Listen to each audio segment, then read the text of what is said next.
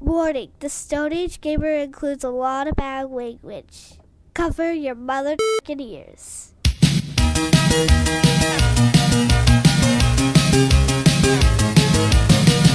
Good evening and welcome to the Stone Age Gamer Podcast. I am Kris Randazzo and joining me tonight is grass skirt model Dan Ryan.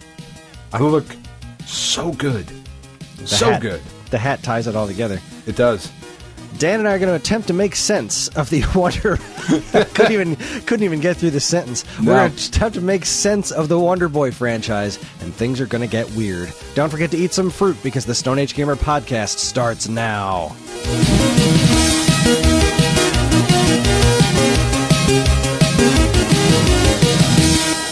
Hi, everyone. This is episode 344, and it is the week of February 5th, 2021. Another month has gone by.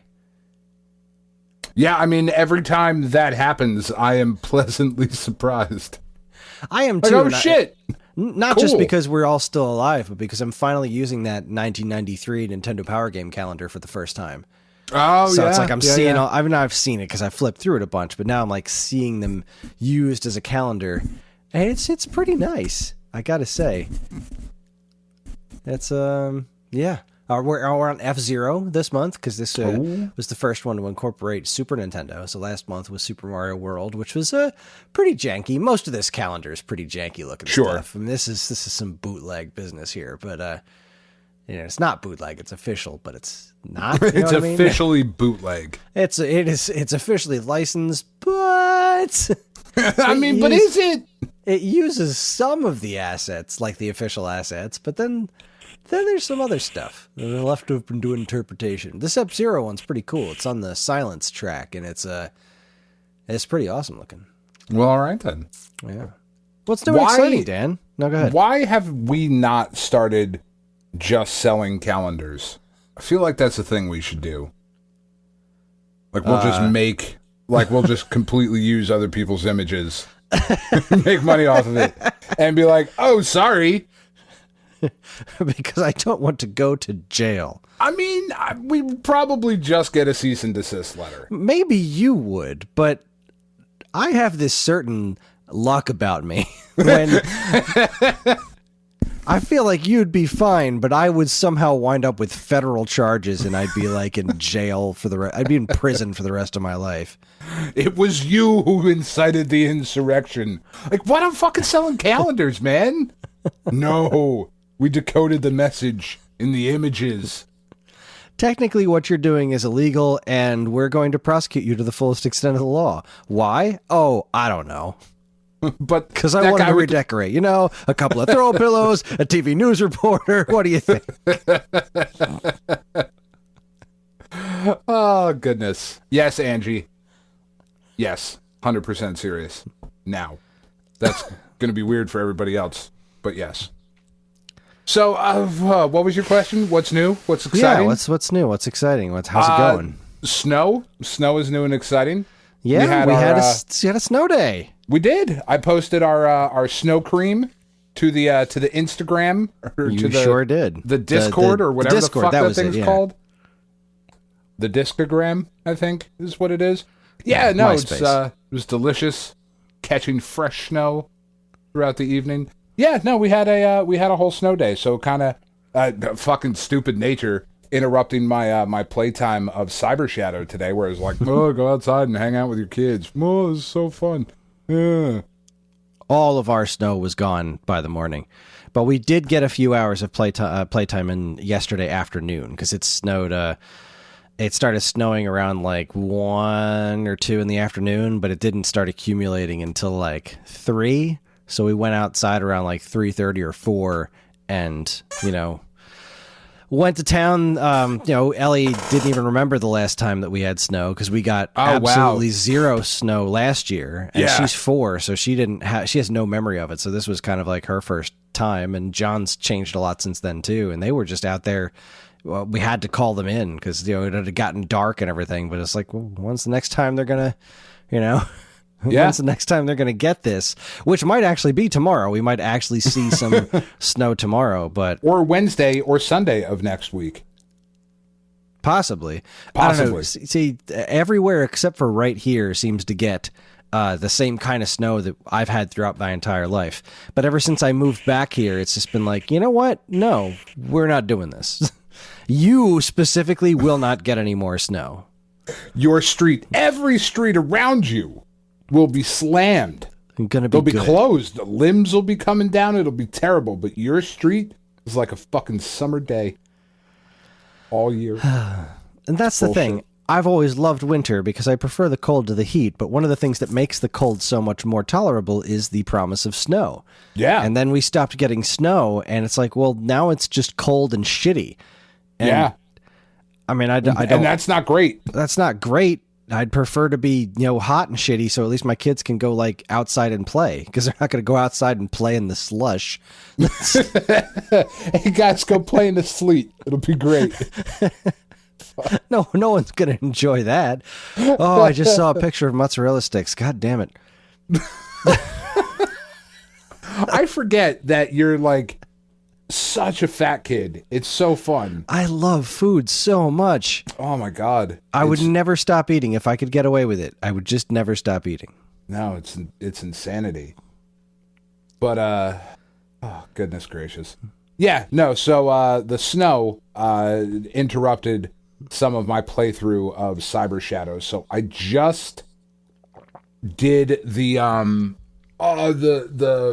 boss fight against the security system where the master, her hollow projection is.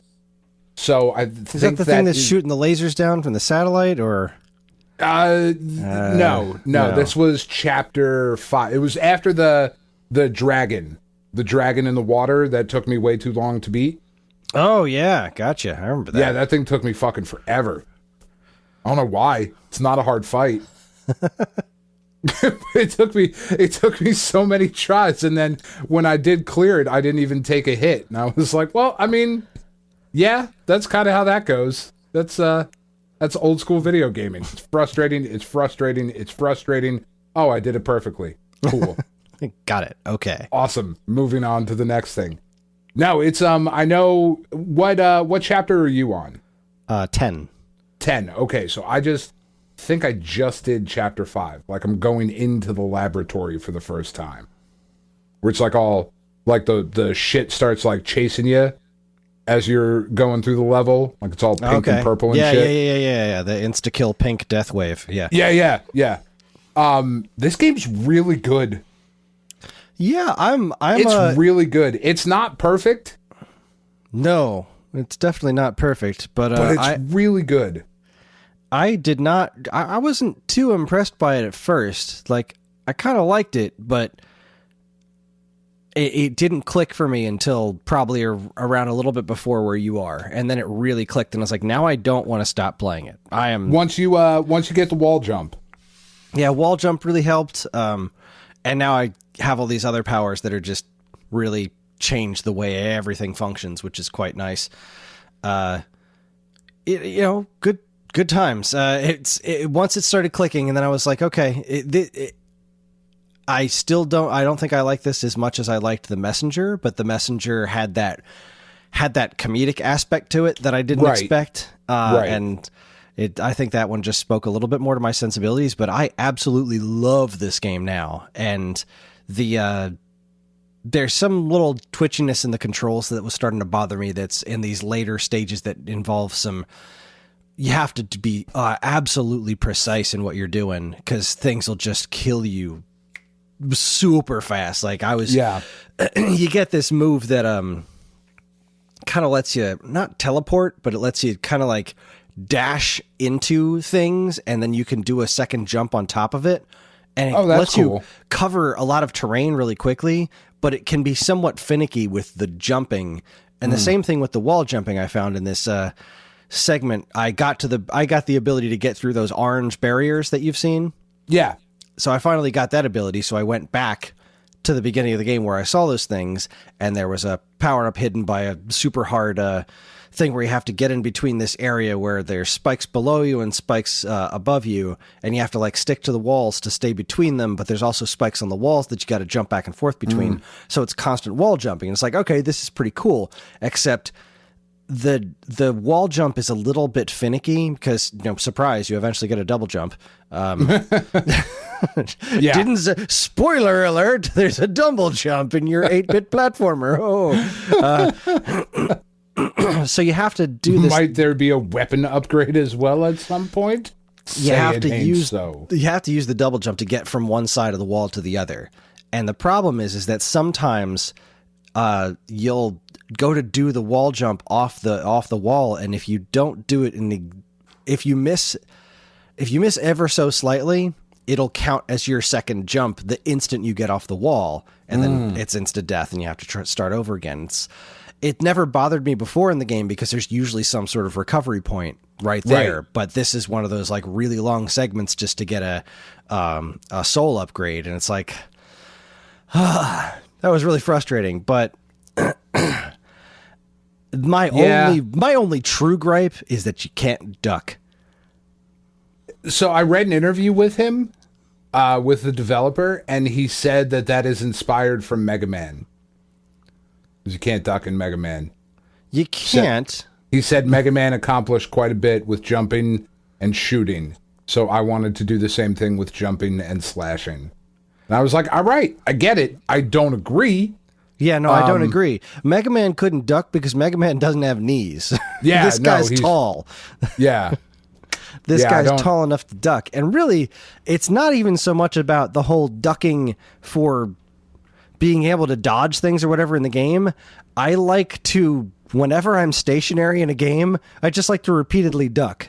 It's just something I like to do. And I can't do anything when I'm standing still in this game. If I'm standing still waiting for something, I have no options to just, like in Shovel Knight, the completely useless ducking, when I would have settled for that.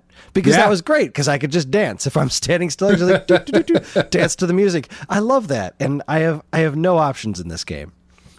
But it is it's good. Yeah, no, the only gripe that I have so far is what you were mentioning. Like, I've noticed a little bit where I wish the jumping controls were just a touch more responsive. Yeah, they're so, I don't know if more responsive or like less responsive, because they're finicky. Sometimes you'll just wind up doing something and be like, well, why didn't that work? I don't know why that didn't work. Yeah, I really started to notice it the first set when you're going through to get I think it's the wall jump where you have to race the monkey. Yeah. And it was like, I mean, this is a jump that I clearly have to make. And I'm pretty good at video games, but I just keep fucking falling because the jump is just, it's like a millisecond off for me for what feels good. You know what I mean? So like, I would like go to jump, but I would already have stepped off the platform. And like, but I'm still hitting the button. You know what I mean? And Tiff is looking at me and she's like, are you button sticking? And I was like, I will kill you in front of the children. Don't fucking say shit like that to me when I am clearly upset about what is happening right now. You didn't know me playing through Ninja Gaiden the first time. Like, don't. Well, I will say that's the thing about this game, especially comparing it to Ninja Gaiden, is that I have not had the problem where I get to a section and be like, well, that's just unfair. Even this late in the game, I have never gotten to a point and been like, what the hell, man? That's just unreasonable. There's been a couple of optional things where I've been on the borderline of like, this is just ridiculous, but I've known that I've been like, well, this isn't how to progress. There's something hidden over here, and I want to get it, so I'm going to obsess over this until I do. But every single part of the game that I've been to, and I think I'm pretty much at the end, has been like, okay, that's fair. I just have to execute this. I can see what I'm supposed to do. I just have to be a little better. Yeah, I just have to figure out the best way to do this to get through without getting too many hits and make it to the next checkpoint. I love that there's no game overs. It's just deaths. Apparently, after you beat the game, there's a death counter, so I'm not going to feel bad about that. No, I'm excited. Yeah, I'm very curious to see how many, because I'm not trying not to die, and I think that I will happily take blind leaps if I know there's a save point nearby, because like it's just going to send me right back there, and it makes for a much more fun experience. Like I'm really loving it. It's a fantastic game. Yacht Club was wise to put their name on it. I think so. Music is great. Yeah, music's really killing it. I love the visuals. I love how animated the cutscenes are, and it really makes. This is probably the most animated I've ever seen that specific NES, like Ninja Gaiden style cutscene. Yeah. And it really makes me want somebody to actually frame by frame animate something like this. Like I want somebody to create actual animation with that style of art. Like make every frame out of NES cutscene.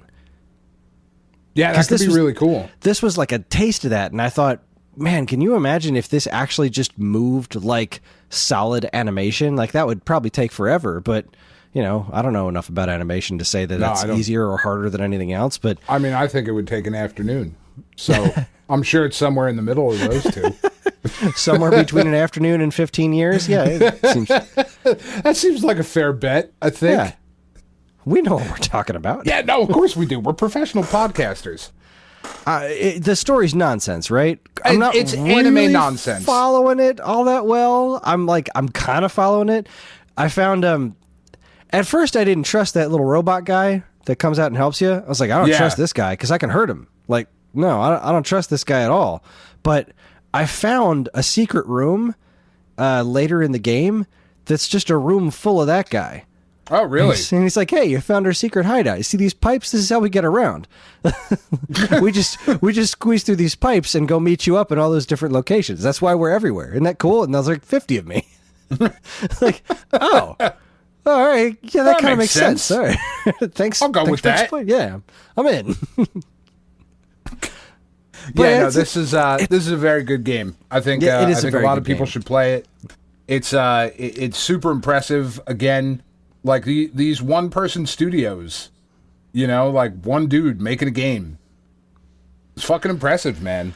It's a lot of good ideas that all seem to come together, and I love that it's so different from The Messenger, which in itself was so different from Ninja Gaiden. Like, I'm playing this, and I kind of expected it to feel more like Ninja Gaiden, but it doesn't. This still doesn't feel like a Ninja Gaiden 4, and I really hope somebody does that someday. It feels a lot more like, I get some Legend of Kage vibes from it. Yeah. What's the other one that just got put on the Nintendo online service? Shadow of the Ninja? Yeah, no. Shadow of the Ninja.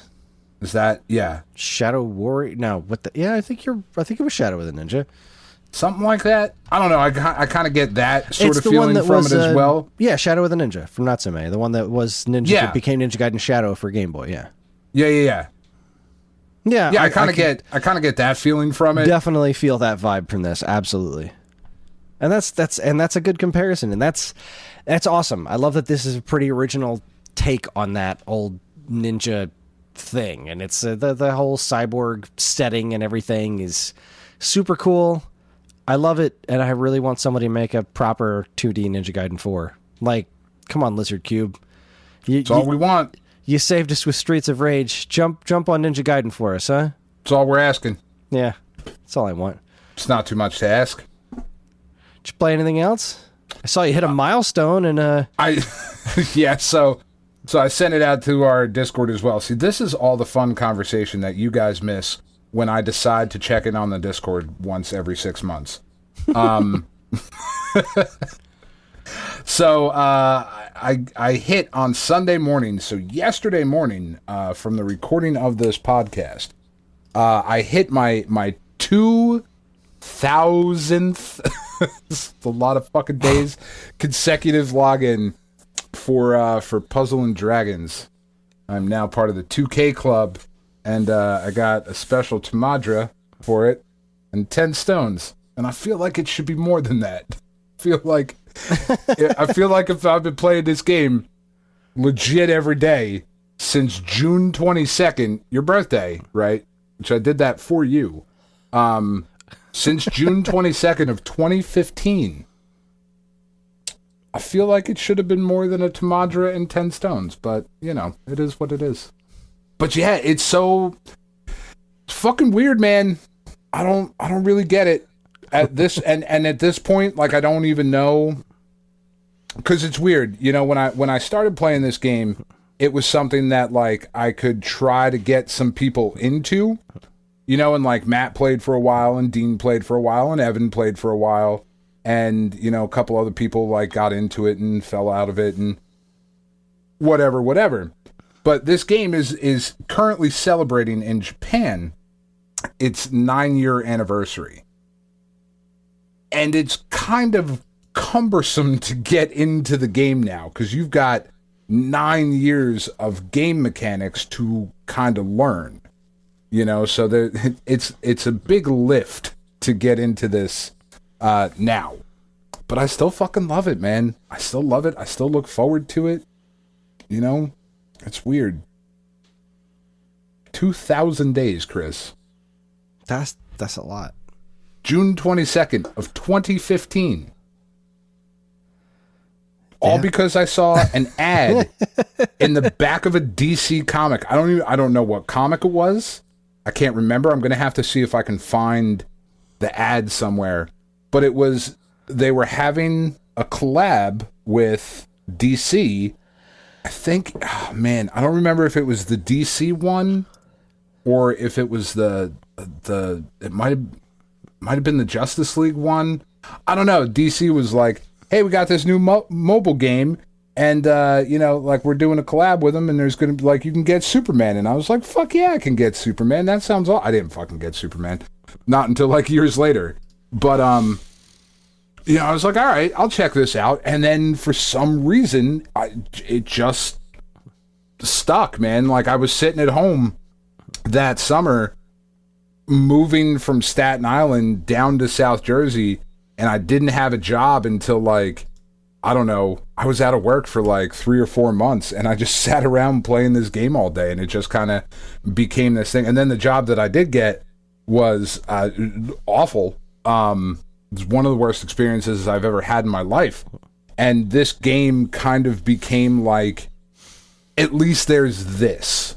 You know, I can wake up in the morning and I can do this thing, and I can feel like there's some positive progression in my life, because right now everything is kind of shit, which I don't think I ever let come through on the podcast during that time. But it was rough, it was hard, and this game was just kind of like a crutch at that point, and then became something that I just genuinely like, no, actually it's you know, it's pretty good, I kind of like it, so I stuck with it.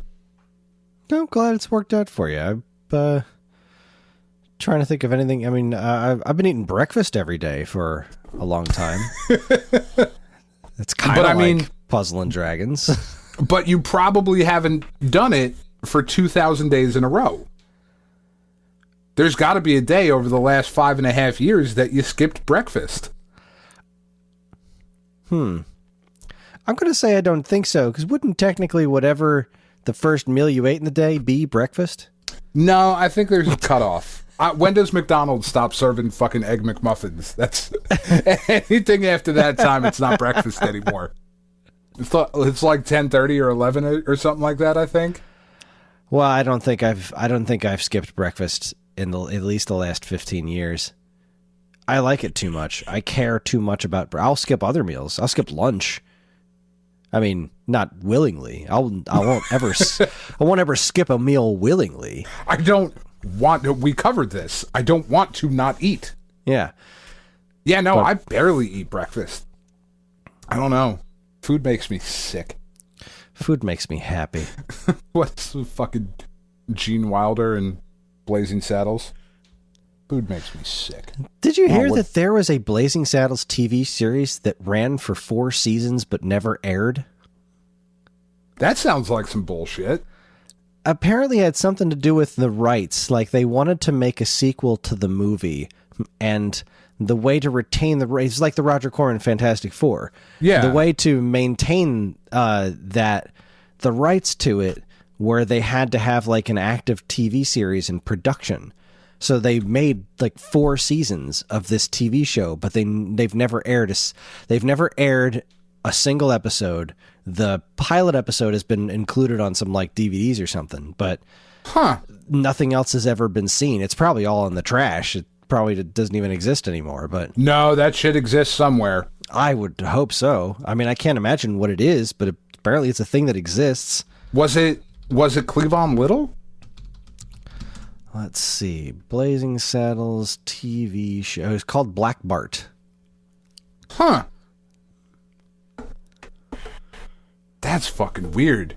I don't even know what life is right now. I'm not sure I want to do the podcast anymore. I think I just want to research Black Bart TV show. Yeah. Blazing Saddles had a television spinoff that ran for 4 seasons, of which only 1 episode was ever aired. The series was made to get around a contract with Mel Brooks that required a TV show before they could make a sequel film. WB simply made a series without telling Brooks. Fucking starring Louis Gossett Jr.? Holy shit. It's pretty wild, right? I don't even know what life is right now, Chris. What the good fuck is this? That's pretty wild. I mean, first of all, like I'm looking here at the cast list here, and none of them are named Johnson, and that just kills one of the main jokes of the movie. That was so funny. Howard Johnson's right about Abel Johnson being right. I can't imagine it's any good. It's probably just... God, that movie was so funny. The show is probably just awful. Every single episode is probably nothing.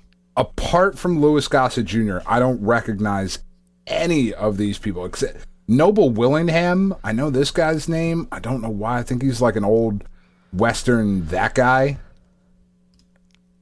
Like, I think he's that guy. Yeah, I don't fucking know. Anyway, man, this fucked me up, Chris.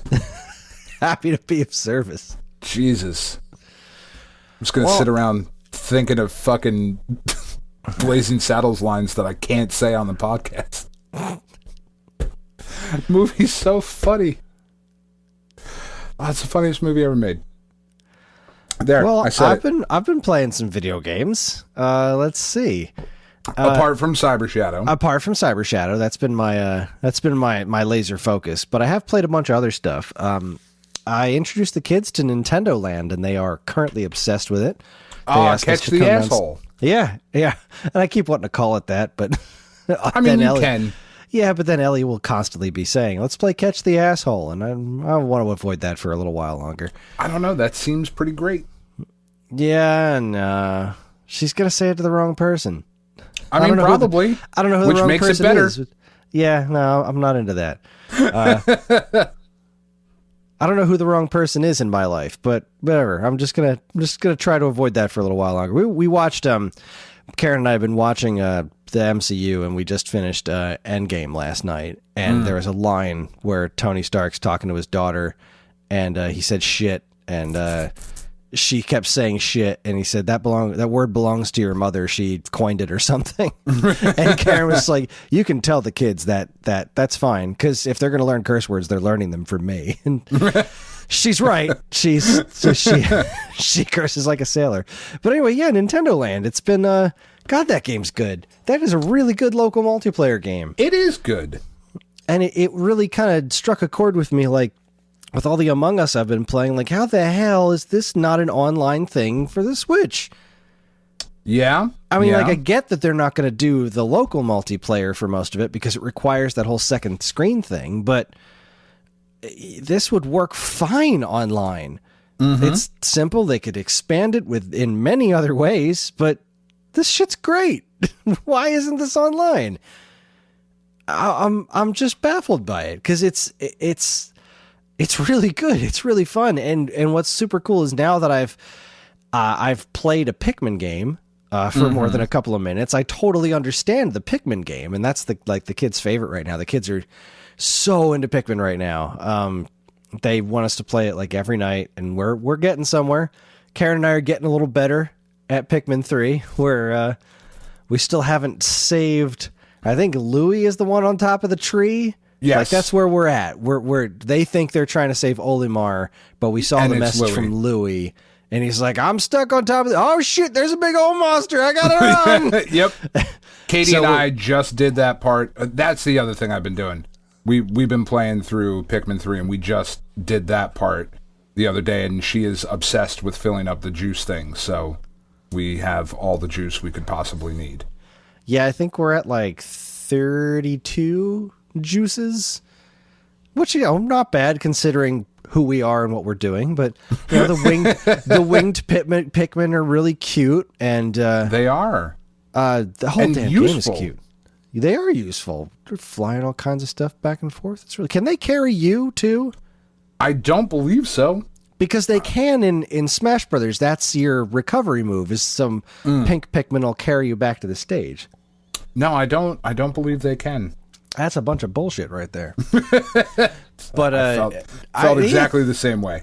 That game is really fun, and the Nintendo Land Pikmin game is really fun. I don't remember that one.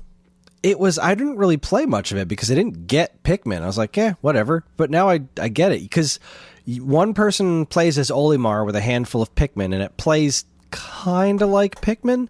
But then the other characters just get to be Pikmin and just beat shit up with your head. I mean, that's kind of awesome. And you collect nectar and you turn into flower Pikmin, and then you get like better combos and stuff, and you fight bosses. It's all asynchronous cooperative gameplay. And that's it's great. Kind of awesome. I don't understand why this isn't online. I mean, it's probably for the same reason that Four Swords Adventures isn't online, because I don't know. Because Nintendo hates you. Why and does in the not world want you? They have to be this happy. great thing that they did this thing and it works, and it was on hardware that nobody bought. Yeah. But the game's done. Just put it somewhere else. Like, it's the same thing with Four Swords Adventures. Nobody's played that game, but it's fucking great. Let people play it online. But people should play it. They should absolutely play it. Let them play it online. And there was the latest set of commercials they had. They weren't even skirting the issue. They had whatever celebrity was playing the what's her name from Schitt's Creek, the daughter. Yeah. She did a whole Switch commercial, and like she's playing Clubhouse games with her mom online, and she's got her laptop next to her running like Skype or something. They're not even playing with that Nintendo app anymore. No.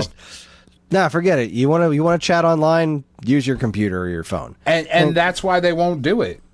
Yeah, they won't do it because in order to do those games the way and not have everybody lose their fucking minds, they would have to include like modern online features that we all expect, and they're not going to. But they wouldn't have to. They don't include that in any of their online games right now, and people are already losing their shit, and they don't care. Yeah, because I don't know if you noticed, they're making a lot of money right now. Did you see their financial reports? Yeah. The thing is going to overtake the freaking Wii this year. The Switch, which costs $100 more than the Wii during like a recession and a pandemic and everything, is going to overtake the Wii's lifetime sales probably this year. That's bananas. Yeah, it's pretty crazy. What is it? I saw a factoid today that Luigi's Mansion 3 on the Switch has outsold every previous Zelda game except Breath of the Wild. That's how well games do on the Switch. That's nuts. Man, it's so weird too, because I definitely like my Switch. You know, I definitely enjoy the games that I play on it. I don't get it. I really don't understand the fervor that surrounds that system and like, I'm not knocking it by any stretch. I simply don't. I just don't get it. I have a hard time articulating it too, but I just love it. I love playing games on it, and even to the extent that I've occasionally double dipped. I mean, Pikmin 3 Deluxe is the best selling Pikmin game in the franchise. Like, bar none. That's great. That probably means we'll get more Pikmin in the future. Yeah. And that's the big difference between the Switch and the Wii, is that people bought a shitload of Wiis, but nobody bought games for it. Right. There was a handful of games that did obscenely well, but that was it. Switch is like, no, people buy games for it. There are a lot of success stories on Switch. So I cannot understand why Nintendo's not just throwing every franchise they have out there. Like, you want to get you've recently added Fire Emblem to your top tier franchises. Fire Emblem and Animal Crossing were not top tier franchises before the 3DS. Right. Now they are. The 3DS, those things took the hell off. And now you've got the Switch, where people are buying all sorts of stuff. Like, now's the time for F-Zero. Now really is the time for Kid Icarus. Now is definitely the time for Metroid. And I think they understand that now's the time for Metroid, which is why they're taking so much care with Prime 4. But for fuck's sake, put Prime Trilogy and HD Samus Returns in the meantime, for the love of gravy. I mean, it's the anniversary this year, so we might see something, but come on, guys. Missed opportunities here. Yeah.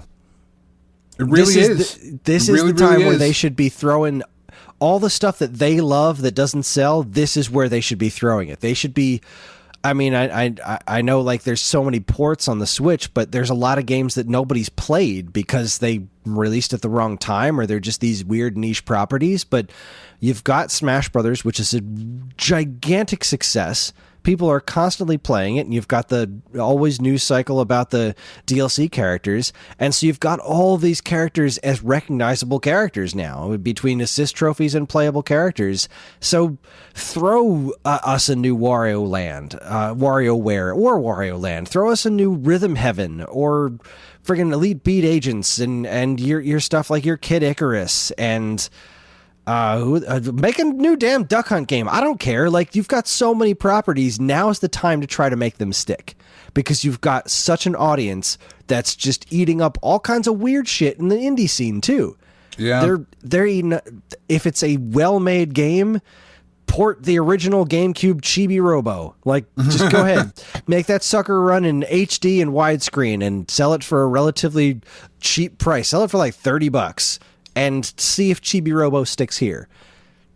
I don't know. It's the way that they're running this platform is wonderful, and also, like, really concerning at the same time. Like, I love their back catalog. I love their deep cuts, and I feel like so many more people would if they had a chance to play them on a platform they want to play them on. Like, Kid Icarus Uprising was this massive, almost AAA style thing, right? It had all this voice acting and incredible production values, but a lot of people weren't going to play that on 3DS. And it controls weird. So give it regular controls and put all that effort you put into that game, making it wonderful, make it just shiny, and put it on the Switch, and now you've got something that seems like a brand new game to most people, and you could totally kick that off as a proper franchise. No question in my mind, because that game's great and could be way better with traditional controls on the Switch. Yeah. Prime Trilogy, make those games with dual analog controls in HD on the Switch. That's a seller right there. That's at least a million seller. Where's a new Punch-Out? Like, your audience is here right now. Make this shit happen. They've got the money. I understand that we're in the pen. Wrestling. Oh my God, make pro wrestling. The state of wrestling right now is so bizarre. Wrestling games are terrible right now. Oh, they're so bad. And even the WWE that has the proverbial chokehold on everything, like, their reputation's in the shitter. And this is just from me listening to other people talk about it. I don't follow wrestling. Like, people just want a good wrestling situation. Make a really good pro wrestling game. You've got a hit on your hands. Yeah. There's so much potential to be had if you just find indie studios, for crying out loud, to make this stuff new for you. Like, look at all the great stuff that's happening in the indie. I mean, they did that with Cadence of Hyrule. Keep doing that. Expand that. Like, get those people that are making those amazing games and apply them to just say, like, this company, make this game. This is a franchise that we have, and we want to put it back on the map. Do what you did to Streets of Rage 4 to Zelda Wrecking 2. Crew. Wrecking Crew. You know, that take something like that and go nuts with it. Rant over. Anyway, Nintendo Land's great. How much do you want a new Wrecking Crew game, though? I really, Come on now. I said that shit out loud. I would just take a port of Wrecking Crew 98 on the service, because there was another Wrecking Crew game. It doesn't play anything like the original Wrecking Crew, but there was a whole Super Nintendo Wrecking Crew game we never got in the United States. Really? And yeah, Wrecking Crew 98. It plays kind of like a puzzle game, like a well-style puzzle game mixed with the stuff of the original Wrecking Crew. It's got the great Super Nintendo graphics and sound. It's where the Builder Mario costume comes from Mario Maker. Son of a bitch. But yeah, Wrecking Crew 98. Throw that one up on the Super Nintendo Online service. Please do someday. Anyways, a couple of the things that I did. I bought Dead Cells. It was on sale for super cheap, so I finally bought it. I haven't touched it yet, but it is on my Switch to play at some point. $12. I'm curious as to what you think about it, because it did not grab me. Yeah, I really don't know what I'm going to think of it, which is why $12 was the price. It's like $12. That's there it is. That's what I will pay to try this game that I'm either going to love or just not care about. I couldn't get into it. My sister came over, and she showed me 3 games. Well, she did, and my niece showed me another game. My niece showed me a game called Sally Face. It's really fucked up. It's on the Switch, and it's like you play as this little girl, I think, who goes by the name Sally Face. Who, naturally, like, wears a prosthetic face. Looks like a super creepy mask because her face was like burned off or something. And cool. She was like, supposedly something happened to your mom. And so you move into this messed up apartment with your dad, and you walk around with this like creepy mask on. That's your prosthetic face. And you're in this apartment, and there's like, I don't know, some weird demon thing keeps showing up in your periphery. And there was some sort of crime that took place in the building. It was really eerie. I'm not going to play through it. It's not really my jam, but my niece absolutely loves this game. And how old is she? She's 11. Yeah, I was going to say, I thought she was the same age as my kids, because that sounds like something that Penny would be super into. I was going to say, this seems like the kind of game that would be up your kid's alley. It's called Sally Face. It's on the Switch. It's probably on Steam too. It seems like that kind of a thing, but it's like, it's creepy. It's, not light on language or anything like that.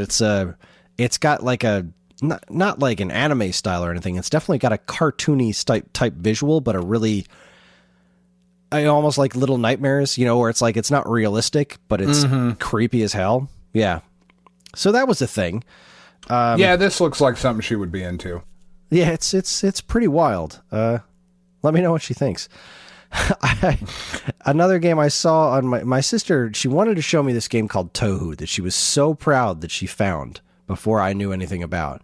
But before she did, I saw on her home screen a game with an adorable chicken on it called Save Farty.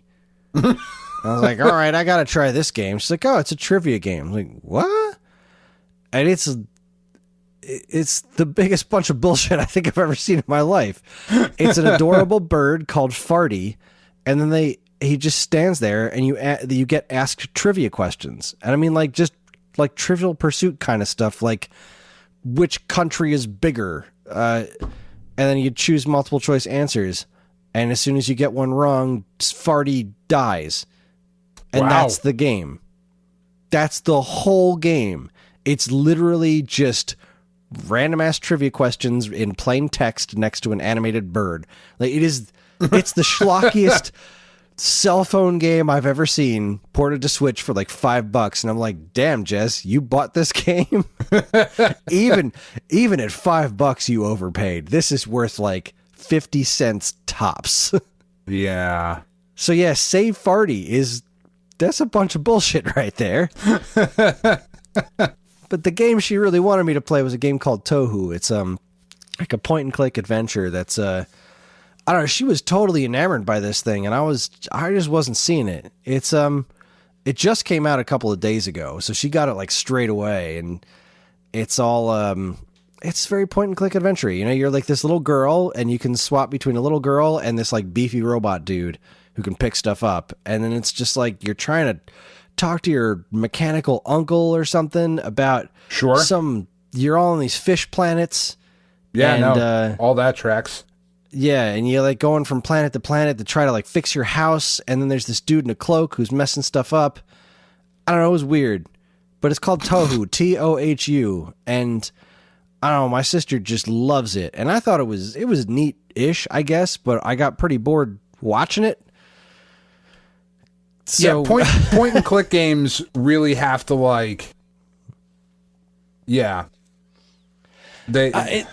feel like I would I could theoretically have some fun with it if it was more like, I don't know, the world didn't really grab me, but I could see the charm in it, and it does seem very clever, like the kinds of things that you're doing. It's a very whimsical and weird game, but I don't know, I haven't really gotten into. I just looked this up, and this tells me how much you pay attention to me when I talk on the podcast. Because this was one of the ones that I had mentioned from the Nintendo Indie Showcase the last time they had it. That's where I freaking know this from. Because she's talking to me like I've never heard of it before, and I'm like, I don't know, this seems familiar, Jess. And she's like, no, it just came out. I'm telling you, this is brand new, and I discovered it. I'm like, all right. And so I'm like letting her have it, but the whole time looking at this, like, why do I know this? But I just assumed that it's just one of the things that looks like this, that I'm just making it up. But I'm so glad you said that, because... Yeah, no, we definitely talked about it. We've talked about... Okay, all right. This is another game for my kids. I feel so much better. And yeah, it's neat. It's really weird. I think the problem is that my sister came over, and she showed me a point-and-click adventure game, and she played it for like an hour. She's just sitting there showing me a point-and-click adventure game for like an hour, and I'm like, boring. Okay, I don't want to do. If I'm gonna play this, then I don't want to do this again. So yeah, this point-and-click adventure, I don't want to redo all the shit you're doing. You're just showing me all the answers to the first like couple of levels of the game. What are we doing here? Yeah, what are we doing? So yeah, I don't know. I wasn't blown away by it, but I wasn't terribly disappointed either. It was a very interesting looking kind of thing. And if I was more into point and click adventures outside of the ones that I'm, already know, I probably would be more into it. If I was not more into point and click adventures, if I was more interested in one of those at this point in my life, I would probably be interested in buying it. But they're a very specific commitment. They are, and I have several of them upcoming because I had a conversation with my wife, and she truly is a wonderful human being, because Twitter notified me that Monkey Island anthology, it was the last day to pre-order that. This is it. And I posted on Twitter, I was like, I wish I could afford this, but this is almost $200. And that's a lot of money. And somebody replied, I don't remember who, but somebody replied and said, you're never going to see this again. Mm-hmm. Like, this isn't one of those things that, like, yeah, they're going to release a Monkey Island collection 6 months from now. Like, you're never going to see the stuff that's in this box again. You're just not. And so I was putting some thought into it. I was like, this might be one of those credit card situations. Like, I don't have the money, but I do have some available credit. This might be one of those situations. And I brought it up to Karen. I showed her what was in it, and she was like, you should do this because it's going to make you really happy. All right. And then I did. So I pre-ordered the Monkey Island anthology, and I'm super excited about it. And then I mused with Matt Much on the internet about how weird it is that there's no rubber chicken with a pulley in the middle in the box. That is very strange. Seems like a serious oversight, but then again, it really does. Matt Much gave me a rubber chicken with a pulley in the middle, so I don't need one. I already have one. That does seem like a rather glaring oversight. Right? I mean, it seems like the kind of stupid thing that you would put in a box of Monkey Island games. But here's the thing. I have played through The Secret of Monkey Island countless times. Right. I adore that game. I have never finished any other Monkey Island games. I have never played more than I think I played maybe a half an hour of Monkey Island 2. I played maybe 30 to 40 seconds of Escape from Monkey Island, I think was the one that showed up on PS2, just to see what it looked like. That sounds about right. And I never touched any of the Tales games. And I've never touched the Curse of Monkey Island either. So I bought this set, and I'm going to find a way to make them work on my computer, which they said they don't say that they're compatible with Macs because they aren't made for it, but they'll probably run. Was kind of like the way that they were. I should have brought up that tweet beforehand, because I mentioned it to them when I was considering it before, and the Limited Run got back to me, and that was effectively their answer. Like, it's not for Mac, but however, it might work weird from time to time, but it's probably not going to not run. So I feel like I have my expectations set. So I don't know. We'll see. I'm sure there's a way for me to get it running on my new computer, and I'm sure there is. I'm going to work on working my way through the whole Monkey Island series when I get that in 6 or 7 years. Because that's how Limited Run works. Yeah, that also tracks. Sounds about right. And you know what the weirdest thing is? I think what I'm most excited for in that entire box is the little sticker that says "Ask me about Loom." I'm so excited to have a physical thing of that. I'm just... It's just one of those things where it's so very clearly made for you. You know? Right? I mean, it's made for me, and it's made for me at this point in my life. How have I not really played any of the sequels to one of my absolute favorite games? The Secret of Monkey Island was... It shaped my sense of humor. Like, it's one of the most important games I've ever played in my life. And I've never taken the time to play through the sequels. They've always been like, yeah, I'll get to it. No, well, I'm going to get to it, damn it. Now I will. I'm going to get this set, which is all of them, and I'm going to see everything it has to offer. And I don't care if I have to use a strategy guide, because I'll play it on my computer, and I got 2 screens. I'll have a guide open on one screen and the game on the other if I have to. I'm going to get through all of them. I'm not proud. I'm not proud. Give a shit at all. So yeah, it's been fun. It's been a fun week. Pretty awesome. It has it has been a pretty good week. I have really enjoyed playing through Pikmin with Katie. Oh, excuse me. I have too, and much like you, loud. I would never have enjoyed that game on my own. I don't think I would really like this play. I mean, I even tried playing a tiny bit of it on my own at one point, and I didn't like it. But playing with somebody else changes everything. Because I don't have to worry about trying to be like, you go over there and you go over there. Like, and I'm glad the game's not making me do things where I need to be in charge of all 3 people at the same time, because whenever one of us has the third person and we need to split up, we usually just drop the other guy and keep going our own separate ways. Yeah, you just throw him. Yeah, and then that's it. Like, all right, cool. You wait there. I'm going to go do everything with this guy. And that's it. Like, we are not optimizing the way we play this game, because neither of us have a firm grasp of that whole multitasking within the world of Pikmin kind of a thing. But outside of playing it with Karen, I don't think I would like this game all that much. But playing it with Karen is great. Yeah. It's really fun. And the kids love watching it. They love the world.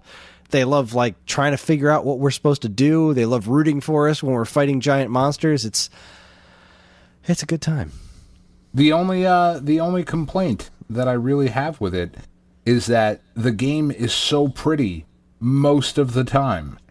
And then every now and again, there's like a ground texture where it's like, well, that's like an N64 texture, man. What the fuck are you doing? Now, you know what my weird gripe is? I did not expect Olimar's voice to be that deep.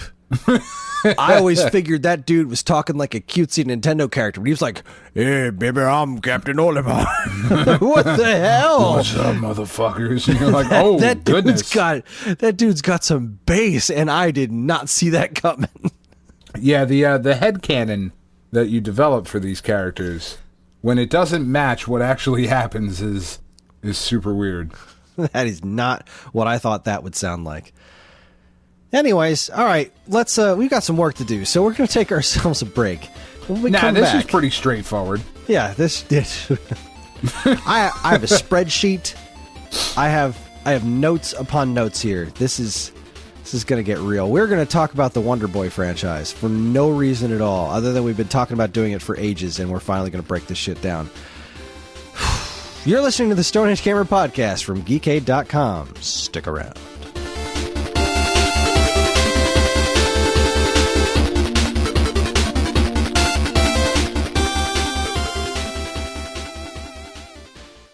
Are you enjoying the podcast you're listening to right now? Of course you are. But did you know that it's just one part of an entire network of geek-related goodness? Geekade.com is your one-stop shop for fresh original content no matter what your geek is. Each week you'll find articles and podcasts about comic books, horror movies, X-Men, music, video games, music in video games, Transformers, anime, TV shows, tabletop gaming, wrestling, beer, and more. And hey, if you want to help us create even more original content, please consider supporting us on Patreon. That's available at patreon.com/geekade. What's your geek? Hey guys, it's Dean, the Vestlord DeFalco, and I am here to give you the lowdown about where you can find the Vestlord now. The jet-flying, limousine-riding, kiss-stealing, wheeling-dealing son of a gun that he is over on twitch.tv/vest_lord.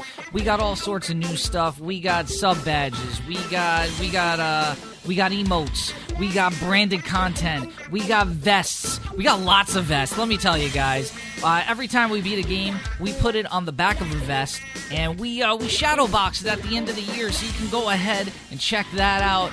We do all sorts of streams. There's community nights. There's challenge nights. We do multiplayer nights with some of the people from A Dude, a Lord, and the Truth. That's my new podcast, so go ahead and check that out on Geekade. And be sure to jump in the Discord if you're not already there. There's a handy link in the show notes, guys, so be sure to check that out. Oh, man, it's crazy. I think that covers everything. We're going to throw you back to your normally scheduled podcast. But again, stop by, give us a follow, show us some love. You know the Vestlord is going to want to see you there. He loves seeing everyone. We want to grow this community even more. We're at almost 500 strong, and we want to get to like 1 billion followers. 1.5 billion maybe. 1.5 billion. I think we could do that. So we'll see you there. Once again, that's twitch.tv/vest_lord.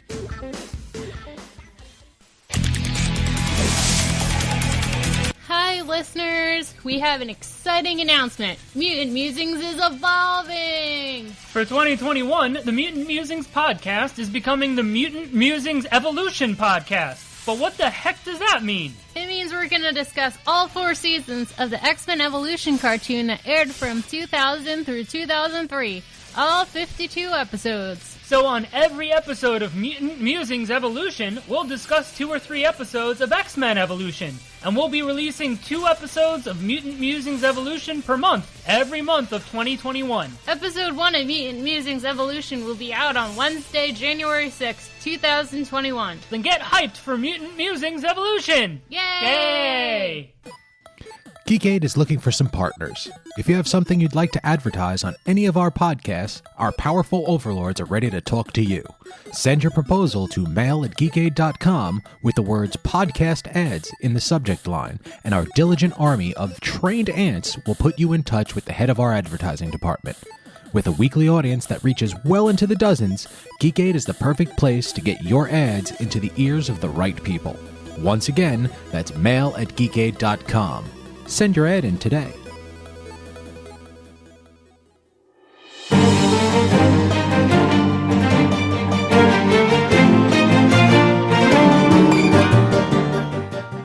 Okay, everyone, we're back. Let's get to work here. All right, here's how I broke this. We've talked about the Wonder Boy franchise a bunch on this show, about how much I love Wonder Boy 3: The Dragon's Trap, and especially that glorious remake. And I haven't spent a ton of time with the other games in the franchise, similar to Monkey Island, except I think it's because I don't love a lot of what the other games do. So, I don't know. I have an interesting history with parts of this franchise. But I have never seen a more tangled web of what the actual fuck when it comes to this. So here's how I broke this down, and here's how I think we're gonna approach this. So we have Wonder Boy, and then I broke it into how the game eventually caught back up to itself numbering wise. Mm-hmm. Which is a super weird thing. Wonder Boy, what I'm calling the Wonder Boy 2 collection of games, the Wonder Boy 3 collection of games, Wonder Boy 4, Wonder Boy 5, Wonder Boy 6, Wonder Boy 7, and then the 2 spin-off series. Like actual straight-up spin-offs. So it all starts in 1986 with Wonder Boy for the arcades. Have you ever played the arcade version of Wonder Boy? I have. I have not. I don't remember which pizza place around me when I was a kid had it, but some pizza place had it. And I played it, and it was, it's okay. It was an arcade, it was a weird arcade game that, it was like, all right, well, I guess I am the titular Wonder Boy, and here's my grass skirt, and now I have a skateboard. That's kind of cool. Yep, you're a little caveman dude. It's got very colorful graphics. Yeah. And you're moving along. It's not an auto scroller, but it may as well be, because your life is constantly ticking down, and you need to collect fruit to keep your life meter up, because otherwise you'll just die of hunger. In the article that I am pretending to write about this game, that I might actually finish at some point, the producer of Wonder Boy said that he originally, and I'm very sorry for my chair being so squeaky, but there's just nothing I can do about it. I have tried. Said that he wanted it to be an auto-scroller, but they changed it from that because he sucks at those types of games and was getting really upset that he could not play his own game. So they took it. It was originally going to be a constantly moving level. And it effectively is, with the ability to kind of stop yourself. But the game it does force you to continue moving, because if you stop for too long, then you will die. Yeah. It is a neat game. Even though I've never actually hands-on played the official arcade version, there have been many ports of this specific game that I have messed with in the past, and it's a fun little property. I dig it. Now, I believe that I did play the Nintendo version first and was confused as to why it was different. But we're not quite there yet. No, we're not. There's one more release before that. The first port of Wonder Boy to a home console was, in fact, Wonder Boy in 1986, same year it came out in arcades, to the SG-1000. What's weird about this is that while it is the same name and the same premise, because it was the SG-1000, it was mostly redone levels and music and such. So it's mostly this 1986 SG-1000 port was more or less not like a sequel, more like a level pack for Wonder Boy the arcade game. But also in 1986, later that year, Adventure Island was released for the Famicom. So Adventure Island is effectively what you're talking about, which is a port of Wonder Boy, but Hudson had the rights to make the home ports of these games as long as they didn't call them Wonder Boy or reference those characters.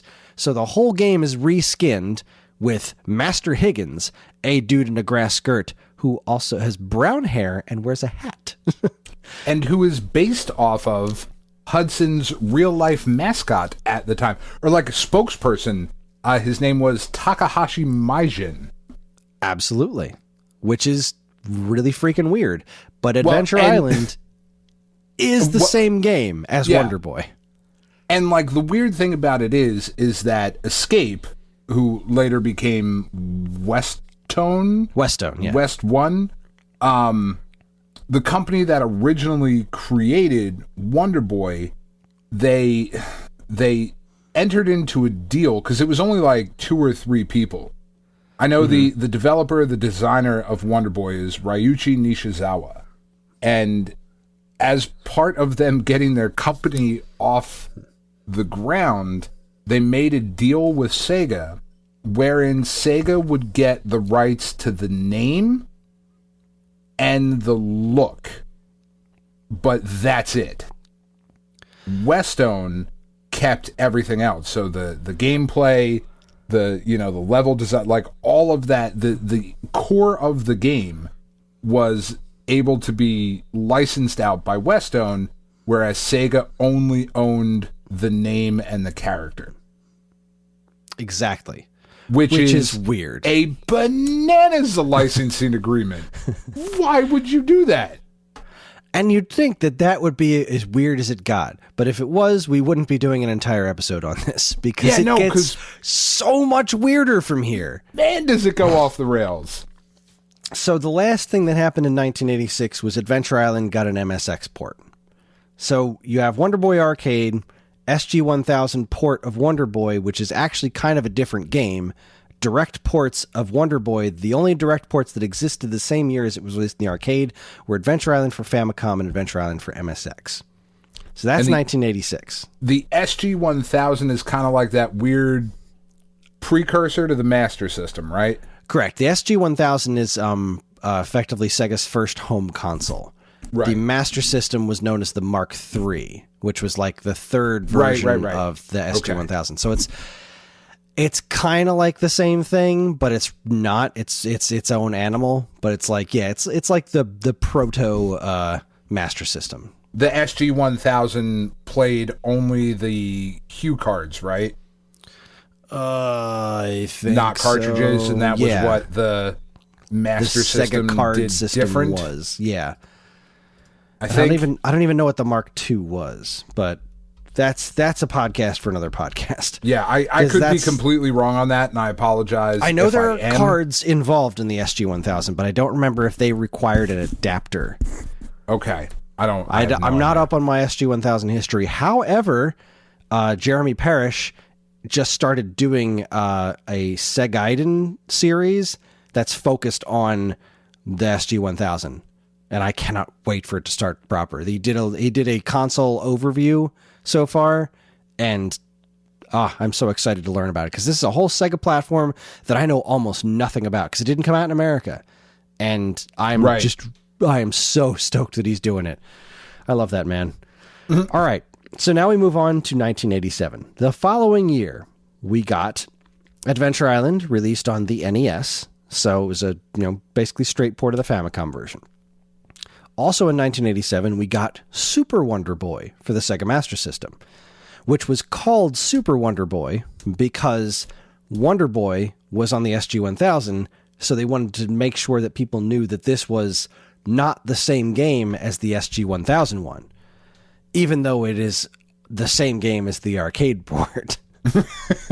But this was the better version of the home console releases in their first Sega platforms. Well, it's the first it's the first actual port of Wonder Boy because the SG-1000 one wasn't technically that same arcade game. Adventure Island was, but also wasn't because it was a different set of characters. Super Wonder Boy is the first real port of Wonder Boy, which later that year was released for the American Master System as just Wonder Boy.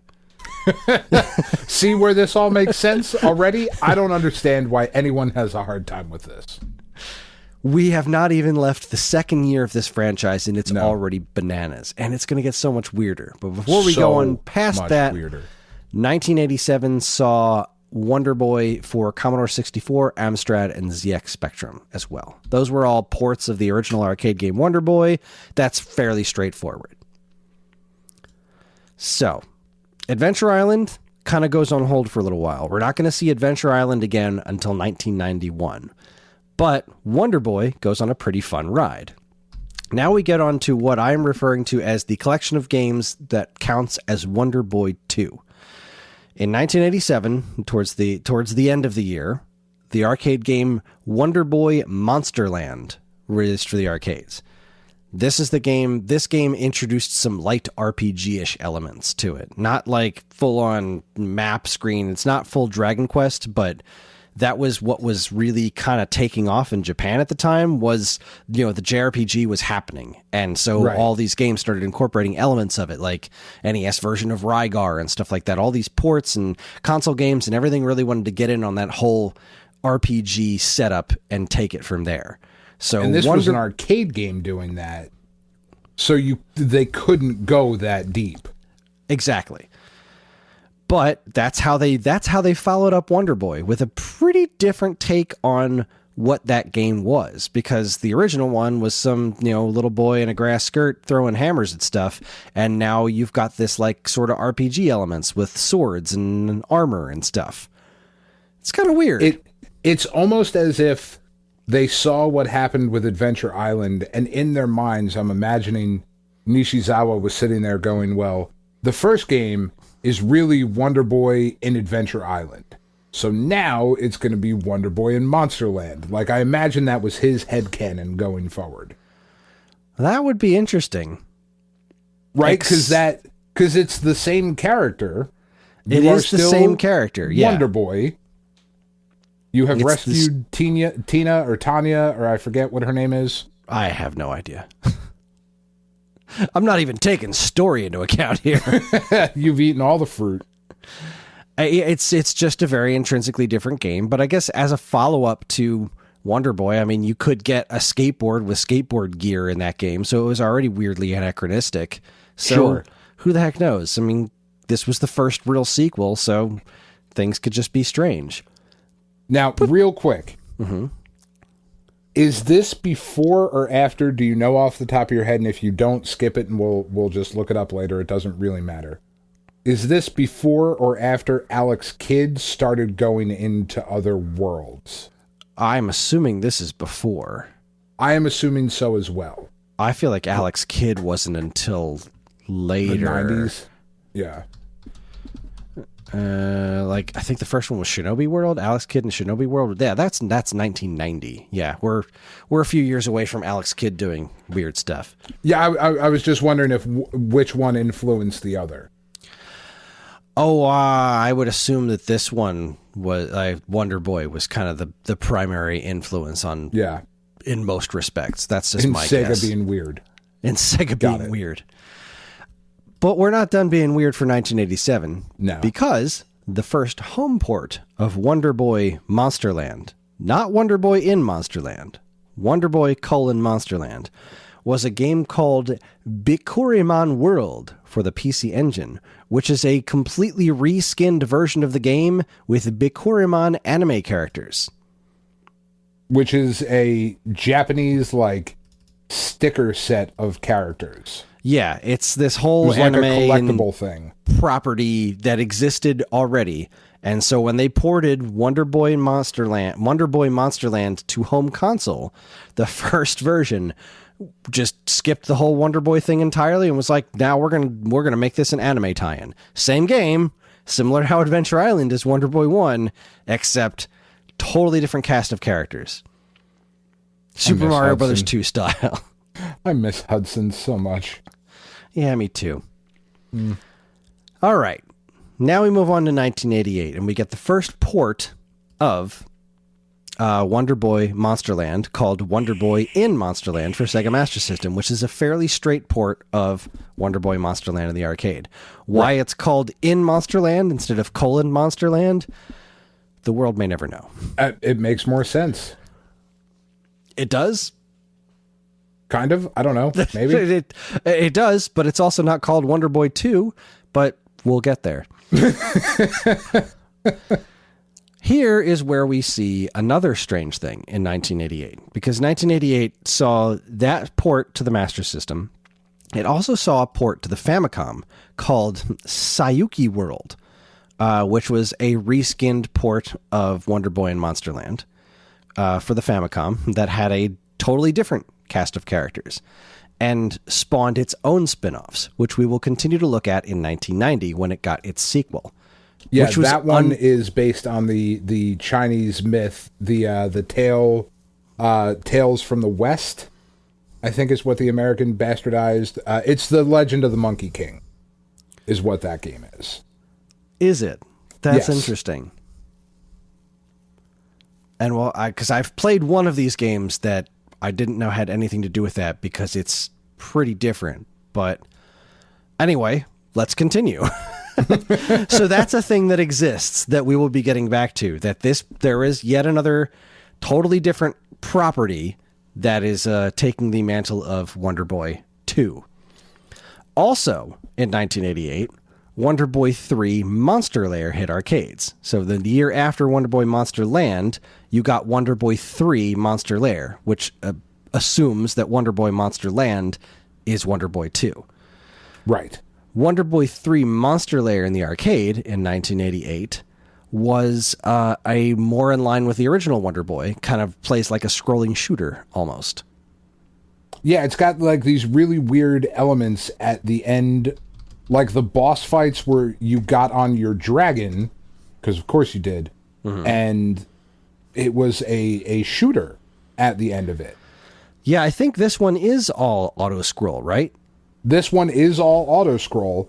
The levels are just kind of regular Wonder Boy-esque levels, except when you get to the boss fight, then it is a scrolling shooter. Which is, I mean, you can't stop the screen from scrolling though when you're playing the levels. Right. And then you're riding a dragon where you're like flying, but the rest of the time it's like a auto-scrolling, but you're still like on your feet, so it plays like you're still you're still it's an auto-scrolling platformer, but in this one you're back to collecting fruit, but you also have like the armor and the swords that shoot stuff, kind of like in the second Wonder Boy. So it's like combining what worked about the first one and the second one together into a new colorful arcade style experience, which is pretty wild. Yeah, and wasn't very popular from what I understand in my research into this. Yes, I believe that I have read the same thing. Did not blow people's proverbial skirts up. Didn't blow the old grass skirts up. No. Oh, that was the easy joke. Damn it. It was right there. Yeah, sitting right there. Didn't take it. So now we move on to 1989. 1989, we're going to take a couple more branches here. So 1989, way back, let's move back to Wonder Boy 2. We get Wonder Boy in Monster Land ported to the Commodore 64, CPC, Amiga, and Atari ST home computers. Straight port of the arcade game 2 years after its release. Neat. You also get Wonder Boy 3, Monster Lair for the PC Engine CD in Japan. Straight port of that Wonder Boy 3 Monster Lair arcade game. But over on the Master System, you get what effectively counts as Wonder Boy 4. You have Wonder Boy 3, The Dragon's Trap, the second game called Wonder Boy 3. Yes. Which is not related at all to Wonder Boy 3 Monster Lair, because this one is full-on Metroidvania RPG elements, Zelda 2 kind of stuff going on. Yeah, this one picks up right where Wonder Boy Monster Land, like the final fight in that game, is the first fight in Wonder Boy 3, The Dragon's Trap. Correct. This is where you face off against the Mecha Dragon in a very similar to, if you've ever played Castlevania Symphony of the Night, where it plays through the last level of Rondo of Blood, but not really. Like, it's a simplified version of it. That's exactly what this is. And my guess, that's where they got the idea for that in Symphony of the Night from. But this is an amazing game. Yeah, well, and this was done because people did not like the arcade game. That's why this was Wonder Boy 3, even though that was also Wonder Boy 3. They were like, no, this is Wonder Boy 3, because fuck you. Yes and no, because it also counts as Wonder Boy 4. Yeah. Which we'll get to in a bit. In a couple of years, we're going to get to why this is actually Wonder Boy 4. But this is yet another instance where things start to get pretty freaking wild. So you now have 2 Wonder Boy 3s that are totally different games, and Wonder Boy 3 The Dragon's Trap, which is seriously a phenomenal game with amazing music and everything, is technically Wonder Boy 4 because reasons. Thank you, 1989. So we're still on hiatus over in Adventure Island. Now we're going to move on to 1990, where, let's see, the second game in the Sayuki World situation, that was the port, the Famicom port of Wonder Boy in Monsterland, technically Wonder Boy 2, got its own sequel that was unrelated to Wonder Boy at all. So this is a totally new game that builds on what the Sayuki World did in the first place. Right. And this sequel is called Sayuki World 2 Tenjokai no Majin, which was released for the Famicom. And we will find out more about that game in a way that some of you may have actually heard of in 1991, the following year. But while we're in 1990, the only other thing that happened related to this property in 1990, we have 2 more. We had a straight port of Wonder Boy 3 Monster Lair for the Mega Drive, which was the Japanese Genesis, or if you are unfamiliar with that for some reason. And then you also got a TurboGrafx CD game just called Monster Lair. Same game, but drops the Wonder Boy title entirely. It's just called Monster Lair. Yep. Because God forbid it be any kind of easy. This happened in 4 years. Yeah, we are so deep in this weird rabbit hole, and it's only been a couple of years. So that's 1990. Now we move on to 1991, where things get even crazier. So 1991 sees now we finally get our first sequel to Adventure Island. Similar to what we just saw in Sayuki World, now we have Hudson creating their own original sequels based off of the gameplay of the original Adventure Island, which is, in fact, the original Wonder Boy. So that whole collecting fruit thing and the skateboards with Master Higgins, that has now become its own property, its own thing with its own sequels that you're now going to start seeing in relatively rapid succession. So you've got Adventure Island 2 and Adventure Island for Game Boy, which is, in fact, Adventure Island 2. God, I love this so much. I love it. It's just like, fuck it. Who cares? Right? It's great. Just put names on things. Who cares? Yeah. And so the Adventure Island games at this point get pretty, at least in my opinion, got like, I mean, I don't need to keep playing this same thing. Well, I think Adventure Island 2 was where we started to see the animal buddies. I don't remember which one. It wasn't different enough for me to care all that much. Because like I said, I liked Wonder Boy.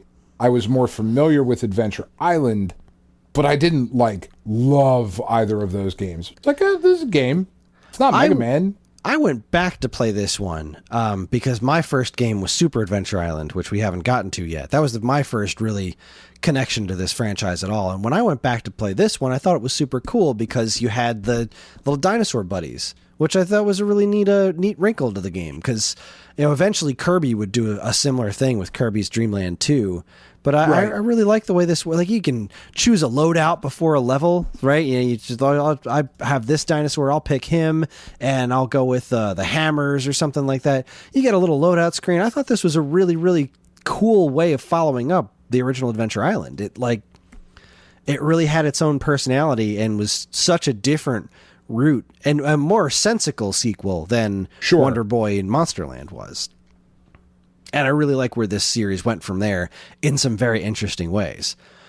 But also in 1991, the original Wonder Boy had yet another port. That was released on the Game Gear, but it wasn't called Wonder Boy. It wasn't called Adventure Island. It was simply called Revenge of Drancon.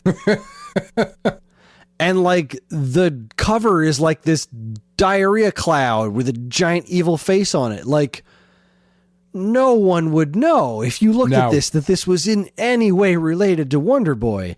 And I don't know why they did that, because it's not like Wonder Boy. It wasn't an unknown property. Like, they didn't change anything in the game. It's still like this bright and colorful thing. Yeah, no, you've had 58 games at this point in this franchise. Between all your ports and shit, like, people know what this is. So here is the first portable, proper port of the original Wonder Boy, which by now is technically a classic. But we're not going to let you know what it is, because it's Revenge of Drancon. Who is the final boss in the first one? Maybe? I don't know that he was originally called that. I think that this one renamed the final boss. Like, I don't think it was originally Drancon. I think they just made that for this one. God, I don't know. It's so confusing. I didn't get to the Game Gear portion of the research yet. Well, which, doesn't help for the podcast, but may help for the article. There's still some pretty interesting stuff happening in 1991. So we've got Adventure Island 2. We've got Revenge of Drancon, but we're also not done with Wonder Boy 2 yet. Because Wonder Boy 2 got a fresh port to the Brazilian Sega Master System, which was reskinned to match a Brazilian comic book series called Monica's Gang. And that's going to keep happening. Yeah.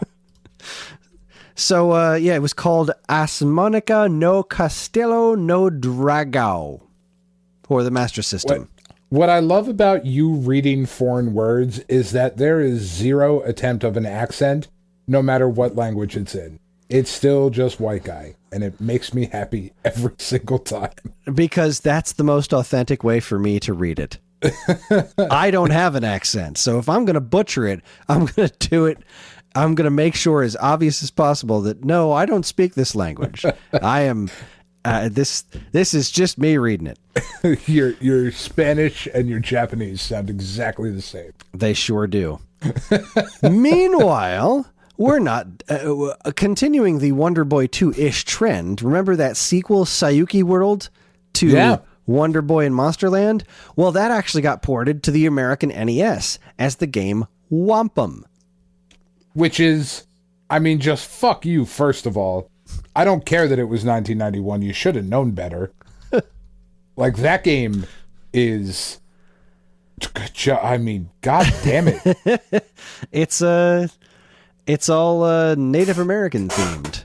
Or, I guess, to put it more accurately, it's engine themed. Yeah, no, it is Peter Pan Indian themed, is what it fucking is. It is, man, like, it's a hard game to look back at through a more culturally aware lens as we have now. I feel like we kind of had the Christopher Columbus was a shit dick going back in the 90s. Like, I feel that's when that kind of started. Of like, no, what they're... Wampum? It's just... And looking at it, especially because when you look at it, it's wampum, like WHOMP, like hit them. It's a play on the word wampum. It's just fucking problematic across the board. But you're 100% right now that I'm looking at it. Like, yeah, it's the American version is very Native American themed. But it is the Monkey King stuff you're talking about. This is because the staff was just changed into a spear. Yeah, and it is a reskinned port of the sequel to a reskinned port of Wonder Boy 2. Yep. However, it has the Nintendo seal of quality. Yes, it does, and it's not a bad game. I was going to say, not for nothing, it's not a terrible game. No, it was really one not. of those like weird games that you would see as a kid, and it was like, it's fucking weird, man, but it's pretty good. Like, I don't know why this Native American man is fighting in a bamboo forest, but like, whatever, that's cool. You got a lot of that. You got a lot of that kind of stuff back in these days with the localizing of things to try to make them make sense in America, regardless of how Japanese they were. You wind up with stuff like Chubby Cherub, or to a lesser extent, Renegade, which really had a more thorough overhaul over the original Kunio-kun, but still. So I don't know, man. Looking at this is it's not a bad game on its own right, but it's also a pretty cool evolution of what they did with Wonder Boy Monsterland. Right. Like Wonder Boy 3 The Dragon's Trap is a better example of how to evolve that gameplay, but this just evolved the gameplay in a different way. This took that it's hard to, I guess it's hard to articulate. It didn't take the RPG exploratory thing as far. It just went the other route of being like, I don't know, a sequel to that basic gameplay premise of running and jumping like a platformer with some slight exploration elements of like, choosing which level you're going to go to and stuff. It's neat, but it is neat. So crazy to think that this random ass NES game from 1991 is twice removed from Wonder Boy. And it just works on its own because the game itself was so far removed from Wonder Boy. Exactly. Yeah.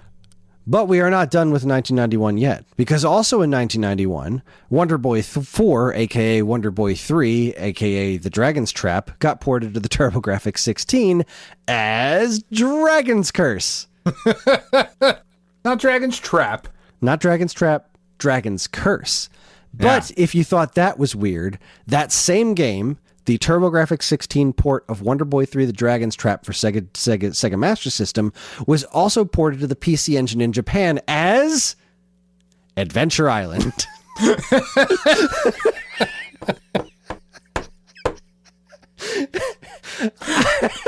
You just gotta wonder, what? I love it so much. Makes me very, very happy. In no way related to the Master Higgins Adventure Island. Not even kinda. Nope. It's in no way, but what the hell? But even weirder than that, also in 1991, we got the fifth Wonder Boy game, which was called, for the Mega Drive, Wonder Boy 5 Monster World 3.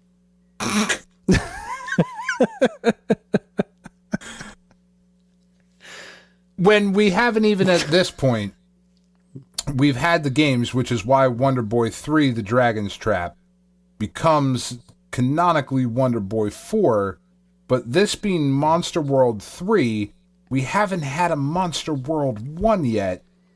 We've had a Monster Land and a Monster Lair. Neither of those words are world. They are not. They are different words. They are not homonyms. They are not homophones. They are not even really synonyms. They are tangentially related at best. And yet, Wonder Boy 4, Monster Land 3. Wonder Boy 5, Monsterland 3. Because Wonder Boy 3 is Wonder Boy 4, where Wonder Boy 3 is Wonder Boy 3. It's just... You're doing this. How did you fuck this up? Like, were they trying to make it so that nobody could follow this franchise? Like, I mean, maybe. It seems intentional. It seems malicious. It does. It does. Again, fuck those kids. Like, who cares? We're just going to put out whatever. 1991 was crazy. So let's recap 1991. We had a release in just about every form of Wonder Boy in 1991. We had a fresh port of Wonder Boy as Revenge of Drancon for Game Gear. We had Adventure Island 2 for NES and Adventure Island 1 for Game Boy, which is in fact Adventure Island 2 for NES. Yes. We had Wonder Boy 2, turned into a Monica's Gang tie-in in Brazil Master System. We had Wampum, which is an unrelated sequel to a reskinned port of Wonder Boy 2. There was nothing in actual Wonder Boy 3, but Wonder Boy 4 had a port to TurboGrafx 16 as Dragon's Curse and PC Engine as Adventure Island, because fuck you. And we also had the 5th Wonder Boy game released for the Mega Drive as Wonder Boy 5 Monster World 3. What the fuck? That Adventure Island one is super on purpose. That one cracks my shit up. That's crazy. It's great. So let's move on to the great 1992. 1992 is yet another release of the original Wonder Boy. The original Wonder Boy got ported to PAL NES as Adventure Island Classic. This is just the PAL version of the Famicom port of the original Adventure Island, which is a reskin version of the original Wonder Boy. Congratulations. That one kind of actually works. Also in 1992 was the first Adventure Island game that I played, and a game that I still love to this day, Super Adventure Island for Super NES. This is a really cool game. Not a huge fan. I like this one. It's very much like the original. It's like a kind of like a retelling of the first Adventure Island. Yeah. Because it loses all the monster, like the dinosaurs that you can ride on and stuff. It's a very simplistic game. But I really liked it back in the day because the graphics were so cool. I really dig the music. Very 90s music in that game. Do you get boomerangs in this one? Yes, you get boomerangs. Is this the one with boomerangs? Okay. Yeah. Love the boomerangs. Yeah. And the fact that he's like always moving. Like he's always running in place, which is wild. So that's pretty cool. You also got on TurboGrafx 16 the same year, New Adventure Island. A totally different 16-bit Adventure Island sequel. Yeah, I didn't love this one either. Yeah, this was, let's see, New Adventure Island. I liked it okay. It was, let's see, it's similar to Super Adventure Island, totally different art style, but it's like Super Adventure Island in that it is, basically a redo of the first Adventure Island. With modern graphics. You have like the boomerang is in this. This also introduces an arrow weapon. You can run faster, like you can sprint. But it's very much like in the vein of the original Wonder Boy / original Adventure Island. It does have a lot of similarities to Super Adventure Island as far as like level structure. But like if I'm remembering correctly, the bosses in Super Adventure Island were a lot larger and more intimidating, whereas this really played out like a lot more of the type of bosses that were in the original Adventure Island that were like just larger, kind of big sprite dudes that you would expect in an 8-bit game rather than like the big screen filling kind of things that you would see in 16-bit games. Well, the TurboGrafx 16 is a bit of a misnomer, so... Yeah, it is like a souped up 8-bit system more than anything. Yeah, it's really not a 16-bit system. But it technically is. Kind of like how the Jaguar is technically 64 bits, you know? Yeah. It is, kind of. Yeah, it is. You could make that argument. You shouldn't, but you could. But yeah, I don't really hate this game. It's not a lot different from the original Adventure Island, but that gameplay hook works. You know, it's kind of cool. I dig it. So it's not something I go back to often, but it is a TurboGrafx 16 game that I have played some of. You get to throw axes at pigs. Yeah. I mean, is that ever a bad day? I don't think so. Also in 1992, over on the NES, still in the Adventure Island vein, we got Adventure Island 3 for the NES. Hooray! That's that one continues more. That one picks up more of where Adventure Island 2 left off. Adventure Island 3 for NES still has like the dinosaur buddies and whatnot. Yeah. Right. That was more of like just a direct, as opposed to the reimagining that Super Adventure Island or New Adventure Island was. This was just like, no, we're just telling more of this story. Yeah, and honestly, it's a pretty good-looking NES game. Like, it's not bad, yeah. We're getting pretty late in the NES's life cycle, right? The Super Nintendo is now out, and it's a pretty cool evolution of the Adventure Island mythos, as it were, the Adventure Island situation. I like this one. I haven't spent a lot of time with it, but it is pretty neat. And go Master Higgins. I don't know. It's cool. It's also, I think, a pretty expensive NES game if you can find it. But really, as far as NES games go, it's it's pretty well drawn. It runs really smooth. It's got really nice colors. It's a pretty solid game. Meanwhile, 1992, on the other side of the spectrum, let's see what we got here. Wonder Boy 4, aka The Dragon's Trap, is also getting ported to other things as Monster World 2. There it is. Monster World 2 Dragon No Wana came out for the Game Gear. And then in America, it was released also in 1992 on the Game Gear as Wonder Boy The Dragon's Trap. So there's your Monster World 2 in 1992, which after Monster World 3. After Monster World 3. So Wonder Boy 4 is technically considered Monster World 2, but we've now dropped the Wonder Boy name entirely in Japan, but we're still including it in America with Wonder Boy The Dragon's Trap. But not Wonder Boy 3 The Dragon's Trap, just Wonder Boy The Dragon's Trap. Meanwhile, Wonder Boy in Monster World is Wonder Boy 5 Monster World 3 for Genesis. Yes. Again, all of this is very easy to follow. It's straight lines. Very, very straight lines. It's a lot of straight lines, but they are straight lines. but straight. So things are getting a little bit simpler from here on out. We've gotten past a lot of the crazy stuff, but not all of it. So that's 92. Not too insane, besides the fact that we've now established Monster World 2 after we've established Monster World 3, but whatever. So 1993, let's stay on the Wonder Boy side because that's where I'm at on my spreadsheet. Wonder Boy in Monster World was ported to the Master System. If I remember correctly, it's a fairly decent port of it, too. This was, definitely a down port because this was originally a Genesis game, but, sure. Good for you. We also have Turma de Monica M.O. Rescate for Sega Master System, which is the second Monica's Gang game. So... classic. Monica's Gang was Wonder Boy 2, and then the second Monica's Gang was Wonder Boy 4. Good times. No, that's fair. Yeah. Also, I forgot, 1993, Wonder Boy 5 also got... son of a bitch. Also got ported to the Turbo Duo, right? So this is Wonder Boy 5 Monster World 3, that we're just calling Wonder Boy 5.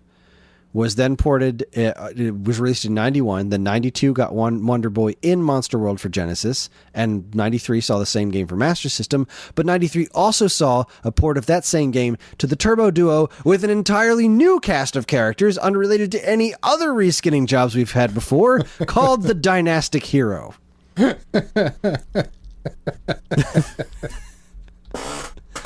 This isn't any of the other characters you've seen in any of the other ports and reskins before. This is yet another reskinning of a Wonder Boy game, the Dynastic Hero for Turbo Duo. Let's see what else happened in 1993. We had Adventure Island 2 came out for Game Boy, which is, in fact, a port of Adventure Island 3 for NES. Because. And that's 93, huh? How's 93 for you? That's not bad. That's not bad. I mean, it's confusing and shitty, but not bad. Yeah, the Dynastic Hero really threw me off here, The Dynastic Hero, you bastards.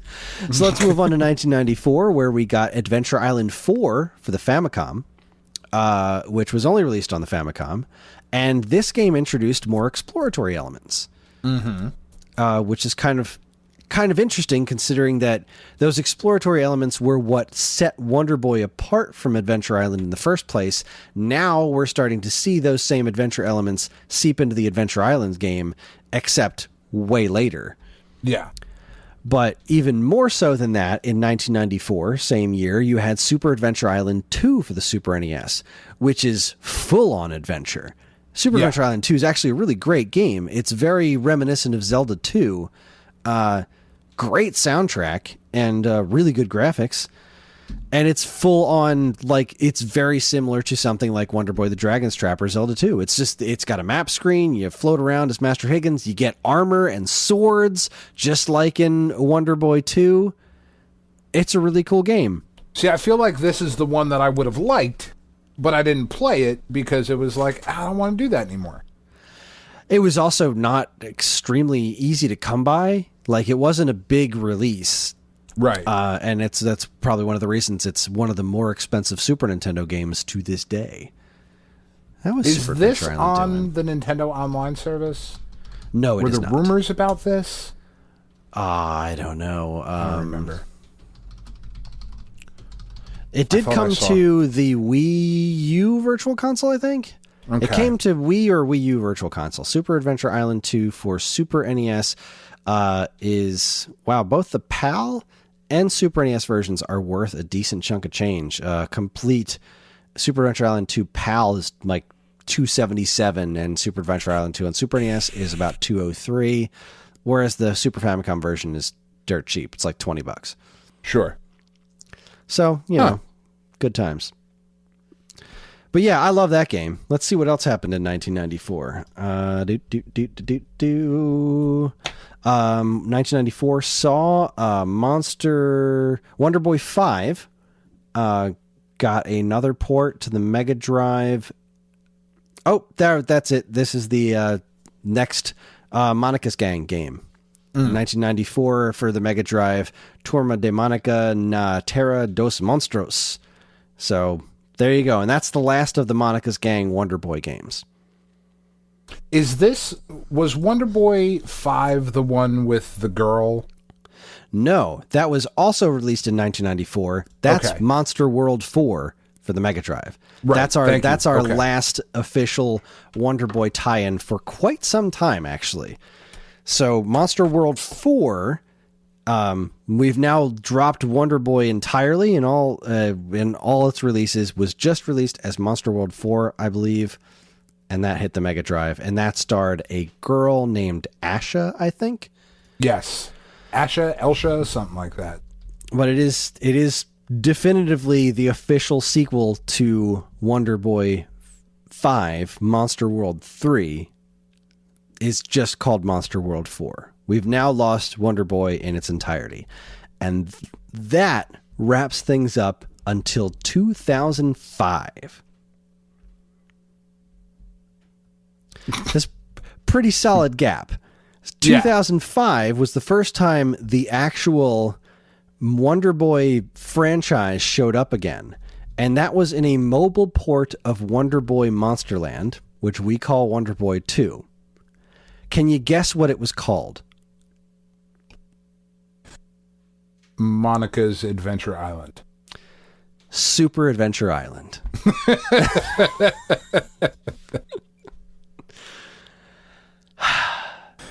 This franchise goes missing for, what, a decade? Yeah. And comes back with a port of Wonder Boy 2 calling it Super Adventure Island, when there is a game for Super Nintendo called Super Adventure Island. How dare you? So we're in the end game. We're in the end game now, folks. Things are getting relatively simpler. So 2005 saw that mobile port. Then the next game we get is 2009. That is Adventure Island: The Beginning for WiiWare. Right. This was the remake of Wonder Boy. Or no, of Adventure Island. Of the first Adventure Island, yes. Right. It's a remake or reboot. I'm kind of lost on that. I think this is more of a reboot because it's not like it's the same levels or anything, but it's the same basic principle. It's all like really ugly early polygonal, not like Wii style polygonal graphics. It's not like PS1, but it's really soulless and lifeless, and this is not an attractive game. Right. It's not a terrible game, though. It does have some more modern trappings that we saw in later Adventure Island games. It's got like axes that work like boomerangs, kind of, but they don't work exactly like the boomerang power-ups. Like these work like the boomerangs in a different game, I think. But it. Oh wait, no, maybe they are boomerangs, and I'm just not seeing it right. But you collect collect some keys and stuff. It's not the worst thing I've ever seen. It's certainly a game that happened, and I believe it has not been ported to anything. Like most WiiWare games, it is now just completely gone. Yeah. It just has never been ported to anything, probably never will unless there's some sort of proper Adventure Island collection one day, which I'd love to see, but I am sure there will be. I don't know, man. This is Konami owns this now. So fuck. Yeah. So who the hell knows? But, you know, that was a thing that happened on WiiWare. However, when they release it, they're going to call it Wonder Girl. And you're going to be like, all right, I give up. They're going to call it Wonder Girl Adventures of DranCon. And it'll star a frog. Monica. It's just going to be called the Monica Collection. What? God damn it. How dare you? Then, to bring things full circle, in 2016 was the next release. So that was 2009 was Adventure Island the beginning. There was some sort of Adventure Island thing that happened in between there that was canceled. So that's just not even here. But then you have Wonder Boy Returns, which was a modern remake in 2016. That's the super cartoony one, right? Wonder Boy Returns was, very cartoony. I think this came out on, what platforms was this on? PS4, Steam. I think it got ported to Switch as well. It's the super cartoony one. And I don't know. It looks pretty cool. Sure. If you're into that. Yeah, I mean, I think this is about the best that this game ever looked, right? Sure. Because it doesn't reek of cheap animation. It's very bright and colorful, and it does have some pretty decent movement to it. It doesn't look like necessarily like Flash animation. And given, the simplistic nature of the original Wonder Boy, I do think this was a really smart look for this game. And I dig it. Probably the best way to play the original the original Wonder Boy in the modern era, I would think. Yeah, at this point. So the next year, in 2017, you got the Wonder Boy The Dragon's Trap modern remake. This is the Lizard Cube one that looks astounding. I went on and on about this thing when it came out. I'll go on and on about it forever. This game was wonderful because the Wonder Boy 3 The Dragon's Trap was already a fantastic game. Like, even the Master System version, warts and all, is just great. And this Dragon's Trap remake is gorgeous. It's stunning. It is musically, the way you can switch back and forth between the classic and the modern visuals, which are just gorgeously animated. It's wonderful. This is an absolute passion project. Yeah, definitely. And this is what put Lizard Cube on the map, which is they made us the wonderful Streets of Rage 4. So because of this game, they have my money forever. And they definitely have proved that they earned it with that wonderful Streets of Rage 4. Glorious. Absolutely glorious. But we're not done yet. We've got 2 more games to talk about. The next one was what we're calling Wonder Boy 7, which is the official, didn't start life that way, but eventually became effectively the official follow-up to 1994's Monster World 4, because it does directly reference that game and its characters, is Monster Boy and the Cursed Kingdom, which started off life as something as more of like an indie passion project, really upped its game after Lizard Cube did Wonder Boy The Dragon's Trap with the animation, really upped its game, never quite reached that level as far as just the art direction goes, as far as I'm concerned, but it's still a really solid game and directly references all those characters and even got Sega's seal of approval, even though they didn't get to call it a Wonder Boy game or a Monster World game. It's Monster Boy. This is the one with Ollie in it, right? Yes, this is the one with Ollie in it, which is great. Yeah. It's got really solid music. It is a good game. It didn't knock my socks off the way that I hoped it would, but I really enjoyed my time with it. I do really want to play this one. You should. I really want to play the Lizard Cube Dragon's Trap too. Oh, you should definitely play that. That's just wonderful. And this one's got a lot of really cool creative stuff in it. And it was probably the coolest interpretation of the Wonder Boy world outside of Wonder Boy the Dragon's Trap remake. But this is the most alive it's ever been. Because there's not a lot of NPCs or anything going around in in 2017 with the Dragon's Trap remake, because it was just a remake of that. But Monster Boy in the Cursed Kingdom, I mean, you walk around that town and there's just animal people walking around, and it's great. It's really wonderful to see. Last, and I don't know, I still don't know how I feel about this one. In 2021, theoretically, we're going to get a remake of Monster World 4 called Wonder Boy, Asha and Monster World.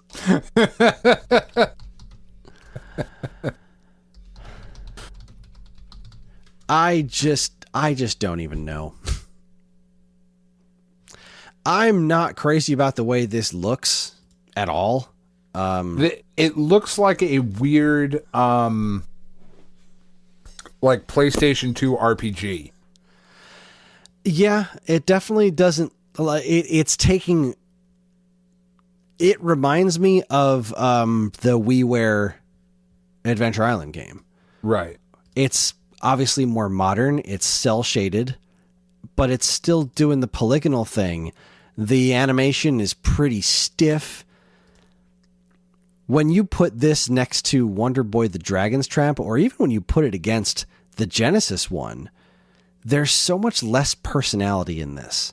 Yeah. Like it looks cheap. And I hate to say it because you can tell that they're putting a lot of effort into it. It's developed by the original Westone team. But I don't know, man. I saw this and I'm like, I feel like I should love this because since I love Wonder Boy 3, this is kind of like the follow-up to Wonder Boy 3, The Dragon's Trap. I should really love to play this game, but I think, if anything, I'll track down the original Genesis version because this remake doesn't look great. Even in the trailer, it's got some frame rate issues. Maybe it'll be great. Yeah, it's true. Maybe it'll be great. It's theoretically coming out first quarter 2021. The fact that it's called Wonder Boy Asha and Monster World just blows my mind. Yeah, it's fuck you. Just goddamn it. Fuck off. I mean, is Wonder Boy even in this game? Like, maybe, but maybe. But how do you tie this together? How do you make this make sense? Because like, this whole thing we just went through is completely bonkers. It technically turned into 4 franchises, right? You had the Wonder Boy stuff, which morphed into Adventure Island, caused its own thing. Wampum was its own thing. But then you had like the Wonder Boy stuff that kind of trailed off, but then morphed into Monster World, dropping Wonder Boy entirely. And also Biyuki-Man. Yeah, but those were like there was a Biyuki-Man. Those were just like ports of existing games. Those didn't turn into their own unique franchises. Like that but they were like, I mean, they didn't spawn original sequels, but they were a separate franchise. Yeah, that's what I mean. They didn't create any original games with that property. Those were all reskins of existing games. Wampum and Adventure Island they had original games, like sequels that were only tied to that franchise. Yeah. God, it's fucking weird, man. This is insane. It is. It's insane. It's reckless. It's careless. It's man. Yeah. It's infuriating. It is. It is. Like, if you ever, because like we know how we are, right? Of like, I went and played this game and I liked it, so I'm going to try all the games in the series. So I played Wonder Boy 4 Monster World 3, Wonder Boy 5, Monster World 3. I'm going to go back and find Wonder Boy 1, 2, 3, and 4. No, you're not. So I'm going to go back and find Monster World 1, 2, and 3. Nope. No, you're not. You're not. I found Wonder Boy, but then I found 2 Wonder Boy 3s, and they're nothing alike. And why does this play like this weird Adventure Island game that I remember? I don't know what's my favorite. It could be the fact that there are 2 games called Wonder Boy 3, but I feel like the Adventure Island, which is actually Wonder Boy 3, which is actually Wonder Boy 4, and unrelated to Adventure Island, which is actually Wonder Boy 1, is my favorite. Yeah, that one's pretty good. Let me go through that one more time.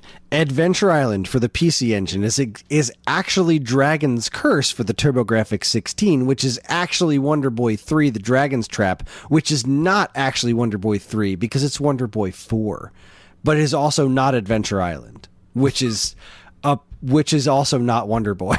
Which is Wonder Boy. I'm even getting confused trying to make it simple. This is so freaking crazy to me. But Adventure Island is actually Monster World 2. Oh, it just doesn't make any sense. It's absurd. Absolutely absurd. God damn it. Just god damn it. Now, Monster World 4, the one with Asha. Yes. I've never played that one. Have you? I have not. Because it never came out in America. I think it turned up on the Wii Virtual Console. And was it a Japanese only release or a European release? I'm sure you just said it, but I actually don't remember now. Monster World 4 was just Japan. Just Japan. Okay. But it was released on the Wii Virtual Console, and it made it to the Genesis Classic, I think. Okay. Because I've seen like English versions of it on YouTube and whatnot as I was researching this. Yeah, fan translations. Yeah, those exist. It looks pretty cool.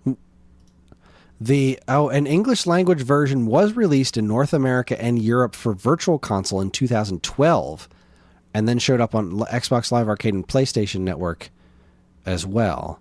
It was the last Wonder Boy game to be both published by Sega and developed by Westone Entertainment, even though it's not a Wonder Boy game.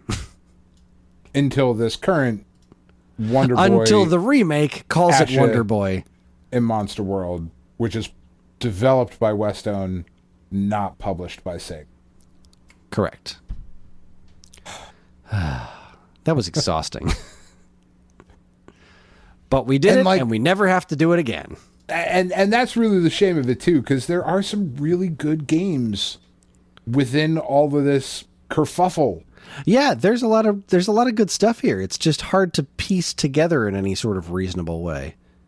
And I think one of the more interesting things about it is that Wonder Boy's name is Tam Tam, and that is never discussed in any of the games. I think it's mentioned in the first one. And they never use that as a naming convention. Nope. That never went anywhere. It's just man. It's so weird. Well, the good news is, before we started recording tonight, a DuckTales NES prototype was discovered, and it has a never-before-heard song in it, which is great. So look that up. Great. I'm going to throw that in our Discord, because, that really made my night. That, and we're all getting rich off of GameStop stonks, I believe is how it's officially pronounced now. You know what? I didn't bring it up because I didn't even know what to talk about with that. I know. I don't even That's know. a thing that happened or is happening. It's a wonderful place sometimes. Whatever. Just a big old bag of whatever. Wonder Boy, catch it. The best thing that happened out of all of that is that some 11-year-old kid was given stock in GameStop for his birthday 6 months ago. He was given 4 shares or something like that. And he just cashed out. That's awesome. Love it. I agree. That is all. I like that people made some money off of this. Yeah, I like that people fucked with hedge fund managers. Like, that's cool. That stuff's all criminal as far as I'm concerned. Yeah, but I don't understand the stock market, but all it seems to me is that there's a lot of people that yell a bunch of numbers and then they make a bunch of money off other people's misery. Yeah. I mean, it all seemed pretty fair going around. I don't fucking know. And maybe I'm talking at my ass. I have no idea, actually. Yeah, I am woefully uneducated on that. So yeah, I got a guy who's like, hey, we did this. And I'm like, cool. I'm not retiring for another 30 years. I don't care. Just make sure there's money there in 30 years. That's what I'm worried about. Yeah, I try not to worry about it because I'm sure there will be none. I will die homeless and alone unless my kids find out how to become rich themselves. My Penny's current plan is she thinks having a job is pretty shitty. So she's gonna find a roommate that's gonna just let her live in the house. And I was like, oh, so you'll do the chores and shit? And she was like, no. You're gonna be guy on the couch. Got it. I'm not gonna do all that. And I was like, oh, so you want like a sugar daddy? And she was like, no, I just want a roommate that pays for everything and feeds me and lets me stay in my room all day. And I was like, oh, so like you don't want to move out? And she was like, yeah. Like, all right, cool. Good to know. All right, sweet. Oh, this is a weird episode, Chris. I enjoyed it. Me too. It was good times. I'm glad that we did it. I'm glad that we looked into it. I might... Who knows? Check geekade.com today. There might be an article published that I wrote about all this shit. There might not be. I don't know. I can't predict the future. Nah, my shit doesn't need editing. It's fucking perfect. Oh, apparently there's a new game announcement happening for Intellivision Amico. Something called Finnegan Fox. I don't know. I saw some gameplay trailer coming soon. Okay. I saw a YouTube tagline that said Tommy breaks all the rules, and I went, nah, I'm fucking out. I'm not interested in that. That sounds dumb. I like some of the rules, you know? Yeah. You broke all of them? Tommy murdered somebody on the screen. It's a weird pitch for the Amico. It's very strange. I don't really understand it. Straight up out there murdering folks. Okay. All right. I mean, sure, break all the rules. See if I break care. All of them. I mean, god damn. The Amico is full of cheese and explosives. Would it surprise you if it is that? Would it make me want it more if it was? I mean, I would definitely want it more. I like cheese and explosives that plays video games? Count me in. Where you really have to beat the game? It's got a wireless AC adapter. They're fucking... So a battery? No. You have to plug it into the wall, and then it wirelessly charges from across the... It just shoots electricity across the room.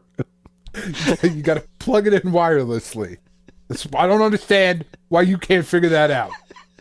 So I want you to plug it in There's wirelessly. An active lightning bolt traveling. It's like the static ball things that you see in Spencer's Gift, just connecting wherever your system is to the wall. Don't touch it, you'll die.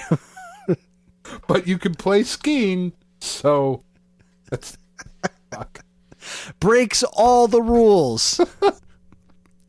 FCC guidelines? No. Breaking all the rules. We found all the rules and intentionally broke them all. That's how we do it here. That's how we fucking roll it in television. I don't know why Tommy doesn't want to talk to us again. I don't understand. I'm sure he would. If we asked him, I'm sure he would. I mean, he's busy, but oh god, we had a good time with him on the show. Fuck him. We're busy. That's true. We got shit going on, Chris. I got shit going on. I'm super busy. Oh, I'm not. I'm really not.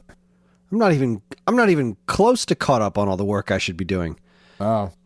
MLB The Show's coming to Xbox. I know. Yeah. That actually April bore 20th. fruit. There it is. The Show 21 coming to Xbox and PlayStation in April. No word on Switch yet. I hope it does. I hope it does too. Put it everywhere. I want people to play a good baseball game. Well, why are we doing the first half of the show at the back half of the show? I don't know. I switched over to do something, and I opened up a Facebook tab, and my favorite burrito joint, Cheeto Burrito in Northfield, just posted a picture of a shrimp quesadilla that I am so hungry. That's our show, ladies and gentlemen. Join us next week when Dan and I are going to do something. We don't know what yet. We might have an interview lined up. I have like an interview. I'm talking with the guy that we're trying to figure out the schedule with. If I can make it work for next week, I will. Otherwise, we're going to come up with something else. But there's somebody important, integral to the history of this very podcast that we're going to have a conversation with, and I am stoked. Yeah, it should be. It should be our trademark brand of bullshit. So I'm stoked about that. We are the Stone Age Gamer Podcast. We're on most social media platforms. If you want to get in touch with us, we aren't very difficult to find. All it takes is a quick look at our show notes, and you'll see links to our social media accounts, as well as all manner of other fun stuff, like a link to our namesake, StoneAgeGamer.com, the Geekade Patreon, which helps keep this show running week after week, and more useful links than you can shake a joystick at. This show's theme song, Squared Roots, was written by banjo guy Ollie. You can learn all about him and his wonderful music in show notes. I forgot the name of the game. Monster Boy and the Cursed Kingdom. Now available on all. Monster Boy and the Cursed Kingdom. Not Wonder Boy, not Monster World. Monster Boy, which is technically Wonder Boy 7. Available Adventure on all Island generation platforms. But you can also learn about and follow and link to his YouTube channel and our show notes. And finally, we'd also like to thank our intrepid editor, Evan, for listening to the show.